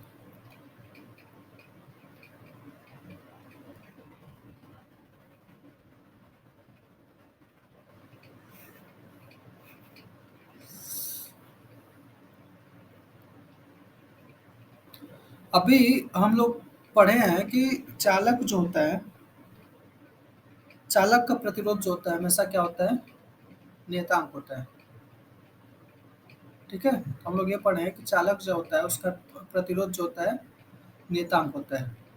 ठीक है, नियतांक का मतलब कि उसका मान जो है बदलता या घटता नहीं है। ठीक है, किंतु ये 100% श्योर नहीं है। ठीक है, जैसा कि मैं जब चालक का प्रतिरोध परिभाषित कर रहा था, यहाँ पे जब चालक का प्रतिरोध जब परिभाषित किया था तो बोला था कि किसी एक निश्चित तापमान और दाब पर, ये जब टर्म लिखा था कि किसी एक निश्चित तापमान और दाब पर, ठीक है, तो इसका मतलब होता है कि यदि तापमान और दाब बदलेगा तो प्रतिरोध भी क्या होना चाहिए, बदलना चाहिए। ठीक है, क्योंकि हम लोग जितनी बार परिभाषा लिखे, यहाँ पे भी देखो जब मैं परिभाषा लिखा हूँ कि किसी स्थिर तापमान और दाब पर किसी चालक में बहने वाली विद्युत धारा चालक के सिरों के बीच विभवांतर के समानुपाती होता है। तो यहाँ पे भी मैंने लिखा है कि चालक के बीच, चालक स्थिर तापमान और दाब में लिखा हूँ, और यहाँ पे भी स्थिर तापमान और दाब लिखा हूँ। मतलब कि यदि तापमान बदलेगा या फिर दाब बदलेगा तो विद्युत विद्युत चालक का प्रतिरोध क्या होगा, वो भी बदलेगा। ठीक है, तो देखते हैं कि किसी भी चालक का प्रतिरोध जो होता है किस किस फैक्टर्स पे, किस किस चीज़ों पे डिपेंड करता है। चालक का प्रतिरोध को प्रभावित करने वाले, ठीक है, तो देखते हैं हम लोग कि चालक का जो प्रतिरोध रहता है, ठीक है, वो किन किन फैक्टर्स पे, ठीक है, किन किन कारकों पे डिपेंड करता है, उसको हम लोग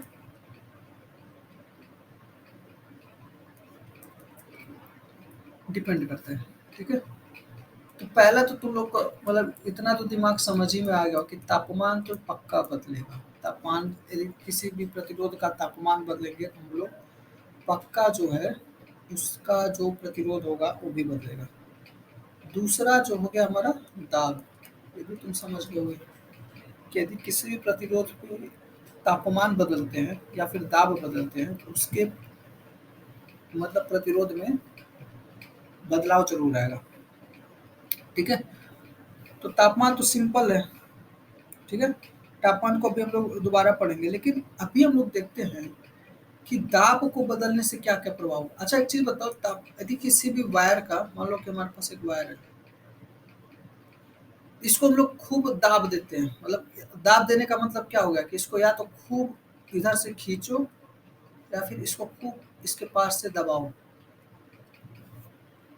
ठीक है, दाब दाब का मतलब क्या हो गया कि या तो इसको खूब लंबा अपने मतलब जितना ताकत लगा के उसको खींचो या फिर इसको कुछ खूब प्रेस करो।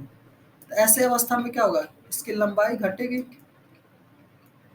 और इसकी क्षेत्रफल होगा जो वो क्या होगा, बढ़ेगा। ठीक है, क्रॉस सेक्शन का क्षेत्रफल जो होगा वो क्या होगा, बढ़ेगा। ठीक है, तो मतलब कि ऑब्वियस सी बात हो गया कि चालक का प्रतिरोध जो हो गया उसके लंबाई और उसके क्षेत्रफल पे निर्भर करेगा। ठीक है, तो इसको मैं सिंप्लीफाई करता हूँ कि मतलब किसी भी प्रतिरोध, किसी भी चालक का प्रतिरोध उसके लेंथ पे डिपेंड करता है। ठीक है, मान लो किसी चालक का प्रतिरोध है आर, उसके लेंथ पे डिपेंड करता है कि मतलब कि यदि लेंथ हम लोग बढ़ाएंगे या फिर लेंथ घटाएंगे, आर का मान भी बढ़ेगा या घटेगा। ठीक है, अब कैसे बढ़ेगा कैसे घटेगा वो अभी हम लोग बात करेंगे। ठीक है, तो किसी भी प्रतिरोध का यदि किसी भी चालक का प्रतिरोध है तो यदि उसका लेंथ बढ़ाया जाता है तो उसका आर भी क्या होगा, बढ़ेगा। ठीक है, तो ये जो सिंबल होता है हमेशा याद रखना, समानुपाती होता है। ये जो सिंबल होता है समानुपाती होता है। समानुपाती का मतलब यदि इसका मान बढ़ेगा तो इसका भी मान क्या होगा, बढ़ेगा। ठीक है, तो आर जो है किसी भी चालक का जो आर है वो उसके लेंथ के समानुपाती होगा। तो कभी कभी क्वेश्चन आ जाता है कि मान लो एक जो वायर है उसका 2L लेंथ है और एक जो वायर है एल लेंथ है, किसका प्रतिरोध ज़्यादा होगा। ठीक है, सिंपल क्वेश्चन कभी कभी आ जाता है कि यदि किसी एक वायर है उसका लेंथ 2L है और एक वायर है जिसका लेंथ एल है, तो किसका प्रतिरोध ज़्यादा है। तो ऑब्वियस सी बात है कि जिसका लेंथ ज़्यादा होगा उसका प्रतिरोध ज़्यादा होगा, तो इसका प्रतिरोध क्या होगा, ज़्यादा होगा। ठीक है, अब इसको और डिटेल में लोग पढ़ते हैं। दूसरा जो है कि प्रतिरोध का किसी भी चालक का जो प्रतिरोध होता है उसके क्रॉस सेक्शन के क्षेत्रफल के उल्टा होता है।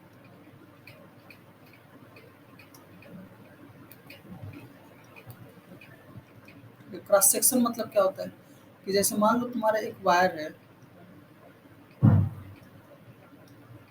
मान लो तुम्हारा वायर है, उसको तुमने सर्किट में ऐसे कनेक्ट किया है।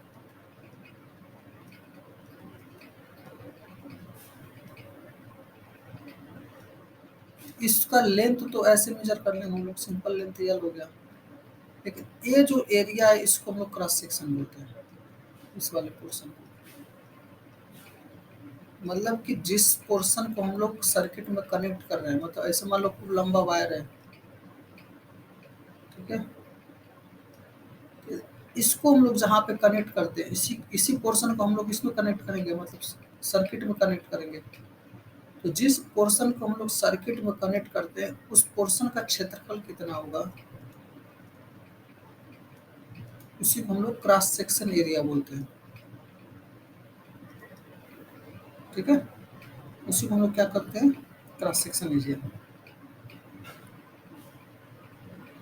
तो जब भी किसी सर्किट में प्रतिरोध जो होता है उसके क्रॉस सेक्शन एरिया के उल्टा होता है। ठीक है, ठीक है ना।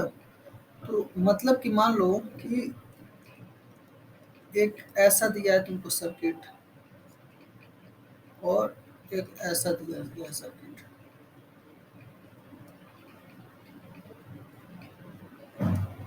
ठीक है, और मान लो कि दोनों का जो पदार्थ, दोनों सेम पदार्थ से मिलकर बने हैं, और दोनों का लेंथ भी एल है, दोनों का लंबाई भी सेम है, और दोनों सेम पदार्थ से मिलकर बने हुए हैं।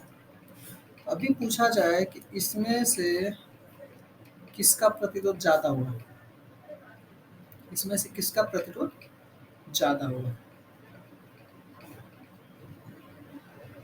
ठीक है, तो सिंपल सा बात है कि प्रतिरोध जो होता है क्रॉस सेक्शन के उल्टा होता है। तो मतलब कि जिसका क्रॉस सेक्शन सबसे कम होगा उसका प्रतिरोध सबसे ज़्यादा होगा, और जिसका क्रॉस सेक्शन सबसे ज़्यादा होगा उसका प्रतिरोध उतना ही कम होगा।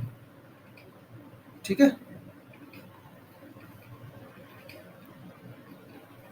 तो ऑब्वियस सी बात है कि मतलब कि इसका जो प्रतिरोध होगा इसके कंपेरिजन में क्या होगा, ज़्यादा होगा, क्योंकि यहाँ पे ए की वैल्यू क्या है, कम है।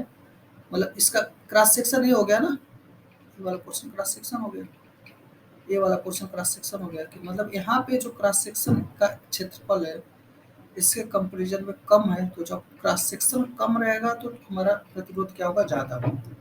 तो इन दोनों को जब हम कंपेयर करेंगे तो बोलेंगे हम लोग कि बी का जो रेजिस्टेंस है,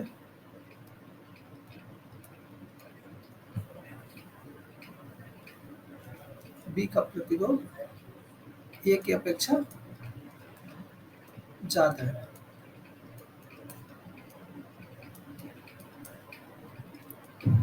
क्योंकि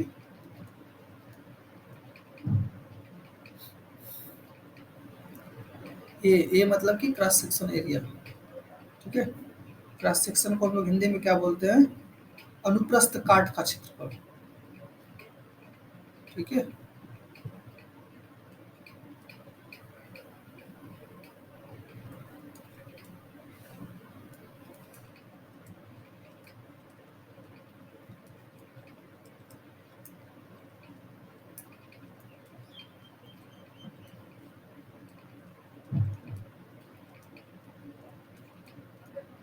ठीक है, तो ये इसका रीजन हो जाएगा कि बी का प्रतिरोध एक की अपेक्षा ज़्यादा है, क्योंकि इसको एक को हटा दो फिर, क्योंकि ए के अनुप्रस्थ काट का क्षेत्रफल बी से ज़्यादा है। ठीक है, तो यल के समानुपाती हो गया और ए के अनुक्रमानुपाती हो गया।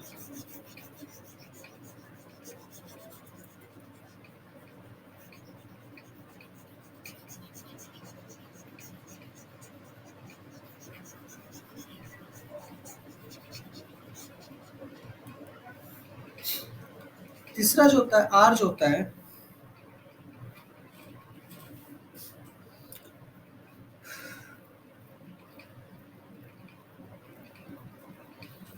तीसरा जो होता है आर, वो होता है कि पदार्थ पे डिपेंड करता है। जैसे मान लो कि यदि हमारे पास 3 मटेरियल दिया गया, कॉपर, एल्युमिनियम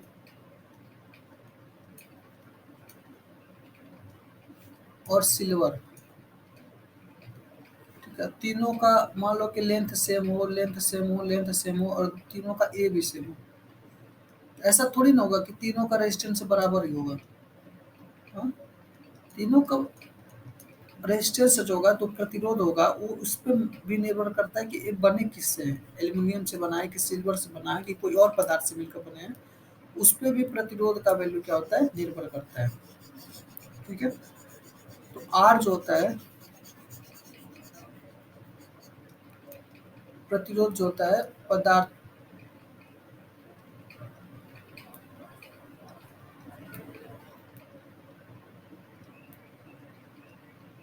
पदार्थ पर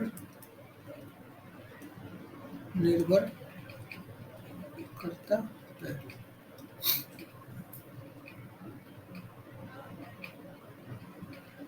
ठीक है, और सबसे लास्ट हम लोग तापमान का तो बात किए ही थे कि आर जो है प्रतिरोध किसी भी पदार्थ का उसके तापमान पर निर्भर करता है।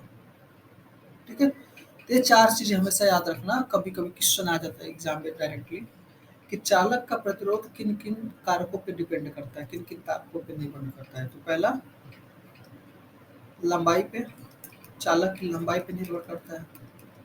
ठीक है, तो यदि ज़्यादा लंबाई है तो उसका प्रतिरोध ज़्यादा होगा। दूसरा, अनुप्रस्थ काट की क्षेत्रफल, अनुप्रस्थ काट के क्षेत्रफल।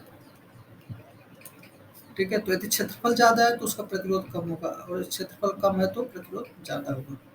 और तीसरा उसके पदार्थ पे निर्भर करता है, और सबसे लास्ट हमारा तापमान पे। इसको नोट कर लो। नाउ पहला वाले में दो हमको फार्मूला मिला था। मैंने बोला था R is directly proportional to L, मतलब आर जो होता है, प्रतिरोध जो होता है, लंबाई के समानुपाती होता है। समानुपाती का मतलब हमको याद होना चाहिए कि जब इसका मान बढ़ेगा तो इसका नाम मान भी बढ़ेगा, जब इसका मान घटेगा तो इसका मान भी घटेगा। और दूसरा हम लोग पाए थे कि R is direct universally proportional to A, मतलब कि जब अनुप्रस्थ काट के क्षेत्रफल का मान बढ़ता है तो प्रतिरोध घटता है। ठीक है, अब इन दोनों को हम लोग मिला देते हैं। तो मान लो पहला इक्वेशन है और ये दूसरा इक्वेशन है, ये हमारा क्या हो जाएगा, ऐसे हो जाएगा, यल आके हम पे जुड़ जाएगा और ये हमारे नीचे हो जाएगा। पहले वाले को दूसरे रूप में मिला दिया तो हमारा क्या हो गया, R is directly proportional to L by A. ठीक है ना।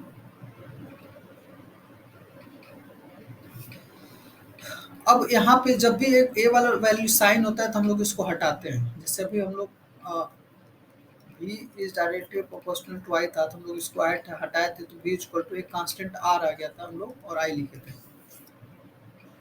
ठीक है, वैसे भी यहाँ पे भी हम लोग इस चीज़ को हटाएंगे, यहाँ पे बराबर आ जाएगा और एक कांस्टेंट आ जाता है जिसको हम लोग रो से नोट करते हैं। अभी ये होता क्या है इसके बारे में अभी हम लोग बात करेंगे। ठीक है, लेकिन हमको ये चीज़ हटाने पे हमको क्या मिला है, एक नियतांक मिला है, इसको हम लोग, इसको भी हम लोग नियतांक बोलते हैं।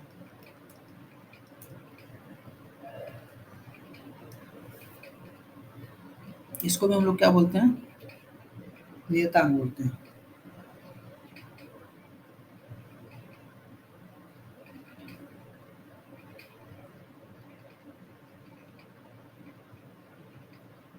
ठीक है, इसको हम लोग रो से नोट करते हैं। ठीक है, इसको हम लोग परिभाषित करते हैं, इसका नाम देते हैं हम लोग प्रतिरोधकता बोलते हैं, प्रतिरोधकता। प्रतिरोध इसको बोलते हैं और इसको बोलते हैं हम लोग प्रतिरोधकता है, तो दोनों में अंतर है, ये चीज ध्यान रखना।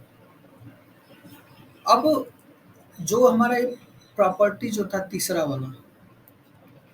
तीसरा वाला जो गुण था कि पदार्थों पे निर्भर करता है, प्रतिरोध जो होता है पदार्थ पे निर्भर करता है, उसका लेन देन ये सब कर लेता है। ठीक है, उसका लेन देन कौन कर लेता है? प्रतिरोधकता। मतलब कि रो जो है, मतलब कहने का ये है,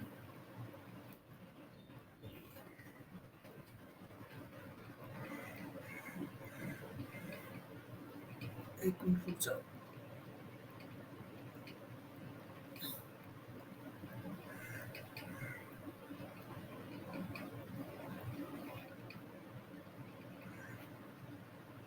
कहने का मतलब ये है कि रो प्रतिरोधकता जो है,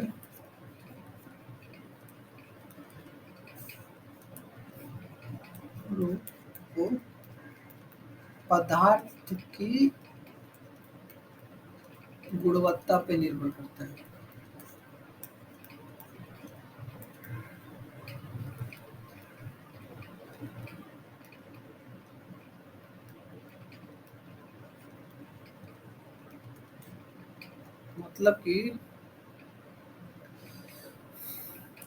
मतलब कि मान लो हमारे पास कोई सर्किट लगा हुआ है ऐसे, तो प्रतिरोध मतलब कि प्रतिरोधकता जो रो है, इस पे नहीं डिपेंड करता है कि इसमें कितना वोल्टेज सप्लाई कर रहे हो, कितना करंट सप्लाई कर रहे हो। प्रतिरोधकता है वो इस पे निर्भर करता है कि ये किस चीज से मिलकर बना है, कॉपर से मिलकर बना है कि एल्यूमिनियम से मिलकर बना है, उस पे निर्भर करता है पदार्थ प्रतिरोधकता जो है। ठीक है, तो प्रतिरोधकता जो है वो हमेशा क्या होता है? पदार्थ की गुणवत्ता पर निर्भर करता है। ठीक है, इसका एसआई मात्रक क्या होता है?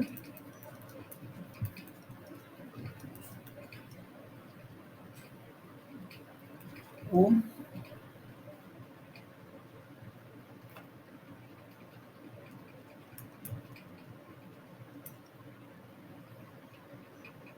मीटर। ठीक है, एसआई मात्रक इसका ओम मीटर है। इसका परिभाषा भी लिखना है, तो परिभाषा भी हम लोग लिखते हैं। तब तक तो यहाँ पे बंद करता हूँ और क्वेश्चन दे दूंगा, ग्रुप में भेज दूंगा क्वेश्चन। और क्वेश्चन का सॉल्यूशन ट्राई करना अपने पास से, और इसका नोट्स जरूर बना के भेजना। ठीक है, और कोई भी कंफ्यूजन होगा, कोई भी नहीं समझ में आएगा तो मुझसे डायरेक्टली पूछ सकते हो तुम लोग। ठीक है, या तो प्रशांत को क्वेश्चन भेज दो, प्रशांत मुझको पूछ लेगा, या तो तुम लोग खुद मुझे को मैसेज कर सकते हो व्हाट्सएप पे, और नोट्स जरूर भेजना बना करके। ठीक है, तो चलो रखता हूँ। हाँ चलो, बाय सबको।